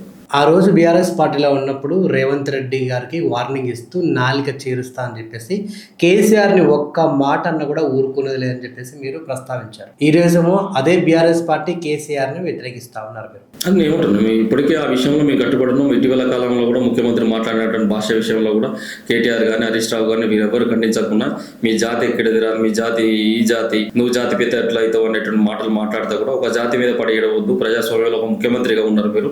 ఇట్లాంటి మాటలు ఏ ఒక్క జాతిని అనేది తప్పే, ఇది ముమ్మాటికి పోయి క్షమార్హమైనటువంటిది కాదు. ఇట్లాంటి భాషను వెలుగు తీసుకోవాలి ముఖ్యమంత్రి గారు, లేకపోతే ప్రజల చేతిలో మీరు గుణపడదు తప్పదు మీకు అని చెప్పారు. కేసీఆర్ గారు లాంటి మహోన్నతమైన వ్యక్తి ఏదేమైనా ఈ రాష్ట్రం తీసుకొచ్చినటువంటి ఒక మౌనతమైన శిఖరం కేసీఆర్ గారు. ఆయన విషయంలో మీరు నోరు జారడం, ఒక జాతిని ఉద్దేశించి ఆయన పైన ఉన్నటువంటి పర్సనల్ కోపాన్ని జాతికి ఉద్దేశించి మాట్లాడడం కూడా కరెక్ట్ కాదని చెప్పి ఖండించినటువంటి ఏకైక నాయకురాలు కవితక్క. ఆ రోజైనా మేము అదే మాట్లాడినాం, ఈ రోజైనా అదే మాట్లాడినాం. మా బాధ అంతా ఏంటంటే ఇట్లాంటి పరిస్థితి కేసీఆర్ గారికి తీసుకొచ్చినటువంటి గుంటనక్కలు ఎవరు, ఆ గుంటనక్కల్ని ఏరేసుకుంటే పార్టీ బాగుంటుందేమో అనేటువంటిది కోరుకున్నాం తప్పితే ఇక ఆ పరిస్థితుల నుంచి కూడా ఇలా మేము పక్కకు వచ్చేసినాం. మా రాజకీయ పందం మాకున్నది కాబట్టి బీఆర్ఎస్ ఇంకా మంచిగా ఉండాలని మేము కోరుకోవాల్సిన అవసరం లేదు కదా. మీరు ఇంకా ప్రక్షాళన చేసుకొని బాగుపడండి అనేటువంటి మాట మేము మాట్లాడలేం కదా. మా రాజకీయాలు మాకుంటే వాళ్ళ రాజకీయాలు వాళ్ళకుంటారు. ఎవరి విధానాల దృష్ట్యా వాళ్ళు వెళ్ళిపోతున్నాం. రేవంత్ రెడ్డి రాజ్యపాలన ఎలా ఉంది? ప్రజా ప్రభుత్వం ఉన్నది కాస్త ప్రజలపైన నిరంకుశమైనటువంటి ప్రభుత్వం జరుగుతుంది. ఎక్కడనైనా లాఠీల రాజ్యం నడుస్తూ ఉంది. రైతులకు కూడా సంఖ్యలో ఆ రోజున బీఆర్ఎస్ పార్టీ అయితే ఈయన ఏకంగా తీసుకుపోయి జైళ్లలో నెలల తరబడి మగ్గించినటువంటి వ్యక్తి రేవంత్ రెడ్డి గారు. ప్రజల యొక్క ఎవరైతే నిరాశ్రయులైనటువంటి ప్రజలందరినీ కూడా ఈ రోజు రోడ్ల మీద తీసుకొచ్చిండు. ఈ హైడ్రా పేరు మీదతో డబ్బు సంచులు మోసుకుంటూ ప్రజల పేద మధ్యతరగతి కుటుంబాలందరినీ కూడా రోడ్లో పడేసినటువంటి పరిస్థితి. ఇవాళ వరకు ఒక పెట్టుబడులు పైన పోయినటువంటి దావోస్ ఒప్పందాలని చెప్పేసి చేసుకొచ్చుకున్నటువంటి ఒప్పందాలను కూడా బుట్ట దాఖలైనాయి. ఎక్కడ కూడా అభివృద్ధి అనేటువంటి శూన్యము, ఎక్కడ కూడా అభివృద్ధి అనేటువంటి లేదు. ఈ ఇచ్చినటువంటి 6 గ్యారెంటీలు ఇక్కడ అమలు చేసినట్టు పాపన పోలేదు. నిరుద్యోగులకు ఇస్తున్నటువంటి జాబ్ క్యాలెండర్ లేదు. ఆటో కార్మికులకు ఇస్తున్నటువంటి అభ్యస్తం కింద ఇస్తున్న 12,000 రూపాయల నెల అది ఇవాటి వరకు చేయలేదు. కుల సంఘాలకు చేసింది లేదు. ఎక్కడ వేసిన బొమ్మడు అక్కడ అన్నట్టుగానే ఉన్నది. పారిశుద్ధ్యం శూన్యము. గ్రామాల పరిపాలన మొత్తం కూడా కుంటుపడిపోయింది. గ్రామాలలో ఎక్కడ కూడా ప్రాథమిక ఆరోగ్య కేంద్రాల్లో కనీసం కామన్ మెడిసిన్ దొరికేటువంటి పరిస్థితి లేదు. పట్టణ ప్రాంతంలో కుక్కలు కలిస్తే కనీసం రేబీస్ టీకాలు ప్రాథమిక ఆరోగ్య కేంద్రాల్లో వచ్చేటటువంటి పరిస్థితి లేదు. మహిళా శిశువులకు సంబంధించినటువంటి మరణాలు జరుగుతూ ఉన్నాయి. ఇంక్యుబేటర్స్ లేక చిన్న చంటి బిడ్డలు పుట్టిన బిడ్డలు చనిపోతూ ఉన్నారు. ఒకరు డయాలసిస్ కేంద్రాలు కూడా అన్ని కూడా అడగండిపోయినాయి. డయాలసిస్ కేంద్రాలు నడిచేటువంటి పరిస్థితి లేదు. ఆరోగ్యం మొత్తం కూడా క్షీణించిపోయింది. పారిశుద్ధ్యం మొత్తం క్షీణించిపోయింది. ప్రజలందరూ కూడా చాలా ఇక్కట్లలో చాలా ఇబ్బందులలో ఉన్నారు. ప్రజల యొక్క కొనుగోలు శక్తిని కూడా మొత్తం అరించివేసిండు. రియల్ ఎస్టేట్ మొత్తం కూడా పతనావస్థకు తీసుకొచ్చిండు. మొత్తం ఒక విధ్వంసకరమైనటువంటి పాలన ఈరోజు జరుగుతుంది. కాబట్టి ప్రజలందరూ కూడా ఈ యొక్క కాంగ్రెస్ పార్టీ యొక్క విధ్వంసకరమైనటువంటి పాలనను గ్రహించి రేపు రోజున తెలంగాణ జాగృతి రాబోతా ఉంది. తెలంగాణ జాగృతి ఈ ప్రాంత బిడ్డల యొక్క ఔన్నత్యాన్ని పెంచేటువంటి ఒక పార్టీ. ఈ ప్రాంత బిడ్డగా, ఈ ప్రాంత వనరుల గురించి, ఈ ప్రాంత సంబంధించిన సమస్యల గురించి అవపోసనగా పట్టినటువంటి బిడ్డగా కవితక్క రోజున మీ ఇంటి బిడ్డగా, మీ ఇంటి ఆడబిడ్డగా రాబోతోంది. కాబట్టి ఆదరించాలని చెప్పి ఈ తెలంగాణ రాష్ట్ర ప్రజలన్నీ, ఉద్యమకారులను అందరినీ కూడా ఈ సందర్భంగా వేడుకుంటున్నాం. సో భవిష్యత్తులో తెలంగాణలో మహిళా సీఎంను చూస్తామా? మీకు ఒక మాట చెప్తాను. నేనేమంటున్నా అంటే కొన్ని మనం నమ్ముతాం. ఆస్ట్రాలజీ పరంగా రకరకాలుగా కొంత హిందుత్వంలో మనం కొన్ని నమ్ముకుంటూ వస్తూ ఉంటాం. బ్రహ్మం గారు చెప్పినటువంటి కాలజ్ఞానాన్ని జనరల్గా నమ్ముతాం. అదే బ్రహ్మం గారు ఈ తెలంగాణ ప్రాంతంలో, ఈ ప్రాంతంలో ఒక మైనా వచ్చి గోల్కొండ కోట మీద నాట్యం ఆడును అని చెప్పేసి అన్నాడు. మైనా అంటే ఒక నెమలి, ఒక మహిళ అనేటువంటి అర్థం వస్తుంది. రేపు రోజున ఆ గోల్కొండ కోట పైన జెండా ఎగరేయబోతున్నాం. అది కేవలం కవితకే. ఆ బ్రహ్మంగా చెప్పిన మాటలు రేపు రోజున నిజం కాబోతా ఉన్నాయి. డే 1 నుంచి ఇప్పటిదాకా కూడా మీరు స్టూడెంట్గా ఉన్నప్పుడు కానివ్వండి, తర్వాత జాగ్రత్తలకు వచ్చినప్పుడు కానివ్వండి, బీఆర్ఎస్ పార్టీలో ఉన్నప్పుడు కానివ్వండి, సో మీకు కంప్లీట్ ఈ జర్నీలో మీకు ఎక్కడ అన్యాయం జరిగిందని అనిపించింది?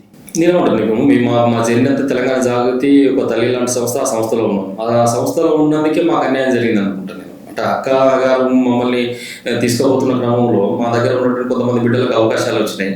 ఆ అవకాశాలు వచ్చినటువంటి వాళ్ళు ఈరోజు వదిలిపెట్టిపోయిన సందర్భాలు. నాలాంటి బిడ్డలకు అవకాశాల కోసం పార్టీతో కొట్లాడేటువంటి నాయకులు. అయినా కానీ నాలాంటి బిడ్డలకు అవకాశాలు ఇవ్వాలి ఆ రోజున. అయినా కానీ మా బాధను మా దగ్గర పెట్టుకున్నాం. మేము ఈరోజు ప్రజలలో మా యొక్క భవిష్యత్తును వెతుకుంటూ పోతున్నాం. నిజంగానే రేపు రోజున అక్క పార్టీ పెట్టి ఇవన్నీ అది అయిన తర్వాత మాలాంటి బిడ్డలకు కూడా రేపు చట్టసభలో ఒక అవకాశం వచ్చే విధంగా ఖచ్చితంగా అక్క అవకాశం కల్పిస్తుంది అనుకుంటున్నా. వారు కల్పించేటువంటి అవకాశాల దిశగా మేము ముందుకు పోతాం. అంటే పార్టీలో పదవి కోసం మీరు వెయిట్ చేస్తూ ఉన్నారా? నాకు కొత్తగా పదవి నేను మీకు ఒకటే, నేను జాగృతి స్థాపించినప్పుడే నేను విద్యార్థి విభాగానికి జిల్లా అధ్యక్షులు ఉన్నా, తదనంతరం రాష్ట్ర విద్యార్థి విభాగానికి అధ్యక్షులు ఉన్నా, తదనంతరం రాష్ట్ర కార్యదర్శిగా ఉన్నా, తర్వాత తదనంతరం నిజామాబాద్ సొంత అక్క పార్లమెంటుకు ఇన్ఛార్జిగా పనిచేసిన. ఆ తదనంతరం ఈ ఇటీవల కాలంలో మళ్ళీ జాగృతి ఎప్పుడైతే మళ్ళీ సంస్థాగతంగా నిర్మాణం పెంపొందించుకొని మేము ఎప్పుడైతే ఉన్నామో రావడమే ఒక తెలంగాణ ఉద్యమకారునిగా డే 1 నుంచి అక్కతో ఉన్నటువంటి ఒక సైనికునిగా ఫస్ట్ తొలి పదవి కూడా నాకే ఆ రోజున అక్కగారు అనౌన్స్ చేయడం జరిగింది. తెలంగాణ జాగృతి రాష్ట్ర అధికార ప్రతినిధిగా, తెలంగాణ జాగృతి స్టేట్ సెక్రటరీగా 2 పదవులు నాకు ఆ రోజు అక్కగారు అవకాశం ఇచ్చింది. అంటే ఈ పదవి అనేటువంటిది ఇది ఒక ఏదో ప్రభుత్వం పాలన చేసేటువంటి పదవి కాదు కదా, ఇది ఖచ్చితంగా ప్రజలకు సర్వీస్ చేసేటువంటి పదవి. ఈ పదవి ఏంది, నలుగురిని సమాయత్తం చేసేటువంటి పదవి, నలుగురిని యాక్టివేట్ చేసి ఈ వ్యవస్థ కోసం పనిచేయించేటువంటి పదవి. ఈ పదవి ఏం అలంకారం కాదు, ఈ పదవి నాకేం శాశ్వతం కాదు. కాబట్టి ఏమంటున్నారు, రేపు వీటిని ఆధారంగా చేసుకొని ప్రజల యొక్క సంక్షేమం కోసం చేసి ప్రభుత్వంలోకి వచ్చిన తర్వాత ప్రభుత్వపరమైనటువంటి పదవులు రేపు రోజులు వస్తే మాలాంటి ఉద్యమ బిడ్డలు, గ్రౌండ్ నుంచి వచ్చినటువంటి బిడ్డలం కాబట్టి, ఆ పరిస్థితులంతా కూడా అవగతం చేసుకున్న బిడ్డలం కాబట్టి, సామాన్య ప్రజలకు మేము చేయడానికి స్కోప్ ఉంటుంది కాబట్టి అపదవంగా మేము ముందుకు పోతున్నాం తప్పితే మేము పదవి కోసమే వచ్చినాం అనేటువంటి మాట తప్పదు. అట్లా ఉంటే ఇంత అన్యాయానికి గురైనటువంటి వ్యక్తులం కాదు. మీ గురువు అయినటువంటి తక్కలపల్లి రవీంద్రరావు గురించి ఒక వీడియో పెడుతూ నిజంగా ఆయన గూబ పగిలేలా మాట్లాడారు. అయితే గతంలో ఆయన మీకు గురువు సామెత ఉంటుంది, అంటే కొంచెం అది భూత పదంలా వస్తుంది, వాడడం కరెక్ట్ కాదు. సో గురువు అయిన తక్కలపల్లి రవీంద్రరావుని గూబ పలిగేలా మాట్లాడారు. అసలు ఆయనకు మీకున్న గొడవ ఏంటి? నాకు పర్సనల్గా రవీంద్రరావు గారితో నాకు ఎట్లాంటి గొడవ, ఎట్లాంటి శత్రుత్వం లేదు. వారు మా విద్యా సంస్థలకు సంబంధించిన దానికి కరెస్పాండెంట్గా, డైరెక్టర్గా ఇట్లా వాళ్ళు ఒక యజమానిగా ఉన్నారు. నాకు ప్రత్యక్షంగా సార్ నాకేం చదువు చెప్పింది అయితే లేదు, మా విద్యా సంస్థలకు యజమానిగా ఉన్నారు కాబట్టి వారిని గురువుగానే మేము స్వీకరించి మొదటి నుంచి నాకు గురువుగానే భావించేది. ఏదైతే కవిత పైన అనవసరంగా ఒక విమర్శ తన పైన చేసినప్పుడు ప్రతి విమర్శ చేస్తే తప్పలేదు. మేము నిరంజన్ రెడ్డి గారి పైన, కృష్ణారావు గారి పైన సందర్భం వచ్చి జనం బాటలో పోయినప్పుడు మేము కొంతమంది నాయకుల మీద మాట్లాడి వాళ్ళు మాకు అదే రకమైనటువంటి ప్రతి విమర్శ చేసి మేము తీసుకుంటాం. కానీ నిన్ను ఒక మాట అన్నది లేదు, నీ జోలి లేదు, నీ ముచ్చట్లేదు, ఏమి లేకుండా ఉట్టుటికినే ఎగిరెగిరిపడి ఉట్టుటికినే హైరాణ పడి అధిష్టానం దగ్గర ఉన్నటువంటి పెద్ద పెద్ద నాయకులు, పొడుగు నాయకులు అన్నటువంటి వాళ్ళ దగ్గర మార్కులు కొట్టేస్తానికి అక్కను పట్టుకొని నీ ఇష్టం ఉన్నట్టుగా మాట్లాడు, చిల్లర మనిషి అని మాట్లాడు, లేకపోతే అసభ్యంగా మాట్లాడు, నిన్ను జనం కొడతారని చెప్పేసి మాట్లాడు, పిచ్చి కుక్క, గజ్జి కుక్క అని ఇట్లాంటి వర్డ్స్ మాట్లాడడం పెట్టరేగిపోతున్నాడు. అనేక ఛానళ్లలో మాట్లాడతాయి. దొరికిందే అదును ఎవడన్నా వచ్చి మైక్ పెడితే పాపం పెట్టరేగిపోతున్నాడు. అనేక రకాలుగా చూసి చివరకు స్పందించాల్సి వచ్చింది. స్పందించిన క్రమంలో కూడా నేను ఏది కూడా తప్పుగా మాట్లాడలే. ఖచ్చితంగా కవితక్క పైన ఎవరు ఈ విధంగా మాట్లాడినా నా సంబంధించినటువంటి ప్రతిచర్య, ప్రతిఘటన అదే విధంగా ఉంటుంది. అది రవీంద్రరావు అయినా, అది ఇంకే ఎవరైనా సరే నా ప్రతిఘటన అట్నే ఉంటుంది. నేను మాట్లాడిన ఏ ఒక్క అంశం కూడా దాంట్లో తప్పు మాట్లాడాను. ప్రతిది కూడా ఎవిడెన్స్ తోని, ఆధారంతో కూడా నేను మాట్లాడాను. ఇంకా నేను చాలా తగ్గించుకున్నా. గురువు అనేటువంటి గౌరవం ఇంకా నాకు తన పైన ఉన్నది కాబట్టి నేను చాలా తగ్గించుకున్నా. అక్కడితో స్టాప్ అయిపోయాడు. సంతోషం. మా గురువు గారు అక్కడితో సంతోషం, ఆగిపోయాడు. ఇంకా మాట్లాడితే నాలాంటి బిడ్డలు, నీకంటే పౌరుషం కలిగినటువంటి బిడ్డలు, యువకులం, ఇంకెట్లా మాట్లాడతాం మేము, ఇంకే రకమైనటువంటి బయటికి తీసుకొస్తాం అనేది కూడా తనకు అవగతమైందని నేను అనుకుంటున్నాను. చాలా మంది ఈ వీడియో బయటకు వచ్చినాక గురువు గుద్ద దెంగేశాడయ్యా అని చెప్పి కామెంట్లు పెడుతున్నారు. ఆ మాట నేను అనద్దు, కానీ తప్పు. నేను ఏదైనా వ్యవహారికంగా మాట్లాడినా, ఒక పద్ధతిగా మాట్లాడినా, ఒక విధానపరమైనటువంటి విమర్శ చేసిన తప్పితే తనను ఏదో చేయాలి ఉద్దేశంతో, దూషణ చేయాలనే ఉద్దేశంతో మాట్లాడలే. అక్క గారి పైన తను చేసినటువంటి వాక్యాలు ఏవైతున్నాయో, అక్క పైన తను మాట్లాడిన మాటలు ఏవైతున్నాయో అవి మాత్రమే మా హృదయాన్ని రాగిలిచ్చినాయి. ఆ మాటలకు సమాధానంగా నేను కొన్ని మాట్లాడినా. అందులో భాగంగా కొన్ని భూ కబ్జాలు అవుతుంది, ఇతర అంశాలు అయితే కూడా అవన్నీ కూడా ఎవిడెన్స్తో నేను తీసుకొచ్చిన. ఇటు వరకు వాటికి సమాధానం చెప్పేటోడు ఎవరు లేరు. అనవసరమైనటువంటి టాపిక్లకు పోయి నా మీద ప్రతి విమర్శగా నా పైన కూడా ప్రెస్ మీట్ పెట్టించిండు. అయ్యేదేం లేదు, నిరూపణ చేయాలి కదా ఏదైనా. బట్ నేను కోరుకుంటుంది ఒకటే, ఆరోగ్యకరమైన రాజకీయాలు చేయాలి తప్పితే ఇది ఎదుటి వారి పైన గుడ్డగాల్చి మీద వేస్తాం, ఏది పడితే అది మాట్లాడతాం అని అంటే అది తప్పు. ఆ విషయాన్ని గుర్తెరిగి రాజకీయాలు చేయాలని చెప్పేసి రవీంద్రరావు గారు కూడా ఇదే కోరుతుంది. ఇప్పుడు కొత్త పార్టీ పెట్టబోతున్నారు, రేపు మళ్ళీ ఎలక్షన్స్ వస్తాయి. అప్పుడు మళ్ళీ కేసీఆర్ గారి నుంచి ఏదైనా పిలుపు వస్తే మళ్ళీ ఈ యొక్క పార్టీని బీఆర్ఎస్లో విలీనం చేస్తారా? లేదండి, అసలు విలీనం అనే సవాలు లేదు, విలీనం అనే మాట లేదు. మీరు ఒక్కడే గుర్తుపెట్టుకోండి, ఎందుకు ఆ విలీనం అనే మాట వస్తుంది. కవిత గారు కేసీఆర్ గారు రాగానే ఒక మొక్కవల సంకల్పంతో ఉన్న బిడ్డ కదా, ఒక మొండి ధైర్యంతో ఉన్న బిడ్డ కదా. ఆ రోజు జైలు నుంచి బయటకు వచ్చినప్పుడు కూడా నేను మొండిదాన్ని, నన్ను ఇంకా జగన్మోహన్ చేసింది మీరు అని చెప్పేసి ఈ తప్పుడు కేసులు పెట్టి నన్ను జగన్మోహన్ చేసింది అని చెప్పి చాలా ఒక ప్రకటన కవితకి ఇచ్చింది. ఆ ప్రకటన దిశగానే ఈరోజు తన యొక్క రాజకీయ పంత అంతా కూడా ముందుకు పోతుంది. ఎందుకు విలీనం ఆమెలో ప్రవహిస్తున్నది కూడా కేసీఆర్ గారి రక్తమే కదా. ఆయన సుసాధ్యం అనుకున్నట్టు అసాధ్యం అనుకున్నట్టు రాష్ట్రాన్ని సుసాధ్యం చేసినట్టు చూపెట్టినటువంటి ఒక మానవత నాయకుడే కదా. అట్లాంటి రక్తం ఆమె శరీరంలో ప్రవహించినప్పుడు ఆయన యొక్క ఆలోచనలే ఉంటాయి కదా, ఆయన యొక్క మేధస్సే వస్తుంది కదా. కాబట్టి ఏమంటున్నా విలీనం అనే ప్రక్రియ కాదు, కాంప్రమైజ్ కాము. 100 సంవత్సరాలు ఈ పార్టీని బ్రతికించుకోవాలనేటువంటి ఒక దీర్ఘకాలిక దృష్టితో మేము ముందు పోతున్నాం. ఫైనల్గా కవిత గారి కొత్త పార్టీ ఎప్పుడు ఆవిర్భావం కాబోతుంది? కవిత గారి రాజకీయ భవిష్యత్తు ఎలా ఉండబోతుంది? నాకు రాజకీయ భవిష్యత్తు అనేటువంటిది పూర్తిగా కవిత గారు ఒక చరిష్మా ఉన్నటువంటి నాయకురాలు. చరిష్మా ఉన్న నాయకురాలు ఈ ప్రాంతంలో మొదటి నుంచి కూడా బతుకమ్మలతో ప్రతి ఒక్క కుటుంబంలో ఒక ఆడబిడ్డలాగా దగ్గరైనటువంటి నాయకురాలు. కాబట్టి తెలంగాణ జాగృతి పార్టీ ఆవిర్భావం తర్వాత ఆ పార్టీ ఆవిర్భావంలో ఈ ఒక 2-3 నెలల్లో ఖచ్చితంగా ఆవిర్భావం జరుగుతుంది. ఈ రాష్ట్రంలో ఉండబడేటువంటి ప్రధాన పార్టీలకు తీరుగా మా యొక్క పార్టీకి సంబంధించినటువంటి లాంచింగ్ సభ కూడా బహిరంగంగా జరుగుతుంది. మేము యావత్ తెలంగాణలో ఉండబడే మేధావులందరూ కూడా పిలిపించడం, మాత్రం కలిసి వచ్చిన వర్గాలకు పిలిపించడం. రేపు 12వ తారీఖు రోజున కూడా తెలంగాణ ఉద్యమకారుల ఆత్మగౌరవ సభ అనేటువంటి దాన్ని నిర్వహించబోతున్నాం. మీకు తెలుసు, తెలంగాణ రాష్ట్రం వచ్చిన తర్వాత ఈ 10 నెలల ఉద్యమకారులకు ఎక్కడ కూడా కనీసం ఉద్యమ ఫలాలు రాలేదు. ఉద్యమం పార్టీ అని చెప్పుకున్నటువంటి బీఆర్ఎస్ పార్టీ ఏ రోజు ఒక ఉద్యమ ఫలం, కనీసం ఒక సంక్షేమ పథకాలు కూడా ఇచ్చినటువంటి వచ్చిన దాఖలాలు ఉద్యమకారులకు లేవు. కాబట్టి ప్రతి ఒక్క కుటుంబంలో చాలా చీకటిమయమైనటువంటి జీవన శైలులు చాలా కుటుంబాల్లో చూసిన ఉద్యమకారులలో. కాబట్టి కవితగా ఉద్యమకారుల వైపు ఉండి కొట్లాడుతూ ఉంది. మన కరీంనగర్ సంబంధించినటువంటి దాంట్లో భూపోరాటంలో భాగంగా 5 ఎకరాల భూమిని ఆక్రమించేసి అక్కడ గుడిసె వేసి ఆ గుడిసెలో బాలు పంపించేసి ఇది ఉద్యమకారులకు కేటాయించాలని చెప్పినటువంటి వగ్గిర వనితదానం. రేపు కూడా ఈ యొక్క ప్రతి ఒక్క జిల్లాలో ఈ యొక్క భూపోరాటాలు ఖచ్చితంగా జరుగుతాయి. ఎవరైతే ఉద్యమకారులు ఉన్నారో ఈ 10 సంవత్సరాలు మీకు జరగనటువంటి సంక్షేమం ఏదైతుందో, మీకు జరగనటువంటి మేలు ఏదైతుందో, తెలంగాణ జాగృతిని నమ్మండి, తెలంగాణ జాగృతి అధ్యక్షురాలు కవిత గారిని నమ్మండి. మీ యొక్క శ్రేయస్సు కోసం, మీ యొక్క సంక్షేమం కోసం అంతర్గత వేదికలలో అనేక వేదికలలో చెప్పినప్పటికీ కూడా పట్టించుకోకపోతేనే ఈ రోజు కవిత బయటకు వచ్చేసి అమరస్తూపం దగ్గర ఆ రోజున క్షమాపణ చెప్పేసి, అమరుల కుటుంబాల క్షమాపణ చెప్పేసి తను భేషజాలు పోకుండా ప్రజా జీవితంలోకి వచ్చేసి ప్రజలతో కొట్లాడుతూ ఉన్నారు. కాబట్టి నేను ఏమంటున్నా, ఆ యావత్ తెలంగాణలో ఉండబడేటువంటి ఉద్యమకారులందరూ కూడా ఈ రోజు కవిత వైపు ఉన్నారు. కవిత ద్వారానే న్యాయం జరుగుతుంది, గట్టిగా కొట్లాడుతుంది ఒక ఇష్యూని పట్టుకుంటే అనేటువంటి దానికి ఈ రోజు కట్టుబడి ఉద్యమకారులందరూ కూడా మా వైపు ఉన్నారు. 12వ తారీఖు జరగబోయేటువంటి ఆర్టీసీ కళ్యాణ మండపంలో పెడతా ఉన్నాం. ఆ సభ కేవలం ఒక 1500 కెపాసిటీతో ఉన్నటువంటి సభ. ఎన్ని వందల మంది, ఎన్ని వేల మంది ఆ సభకు వస్తారనేటువంటి కూడా రేపు రోజున మీరు చూడబోతారు. నిజంగా తెలంగాణ జాగృతి ప్రజల పట్టుందా, తెలంగాణ జాగృతి ప్రజల బలం ఉందా లేదా అనేటువంటి రేపు జరగబోయేటువంటి ఆర్టీసీ కళ్యాణ మండపంలో జరగబోయేటువంటి ఉద్యమకారుల ఆత్మగౌరవ సభనే రేపు సాక్షిభూతంగా నిలవబోతుంది అనే విషయాన్ని ఈ సందర్భంగా చెప్తున్నాం. రేపు కూడా ఇది ఒక ఒరవడిగా కొనసాగిస్తూ ఈ 3 ఏళ్ళు కూడా పోతాం. ఖచ్చితంగా వచ్చే ఎలక్షన్లలో ప్రభుత్వంలో కూడా తెలంగాణ జాగృతి వస్తారనేటువంటి విశ్వాసాన్ని ఈ సందర్భంగా తెలియజేస్తాను.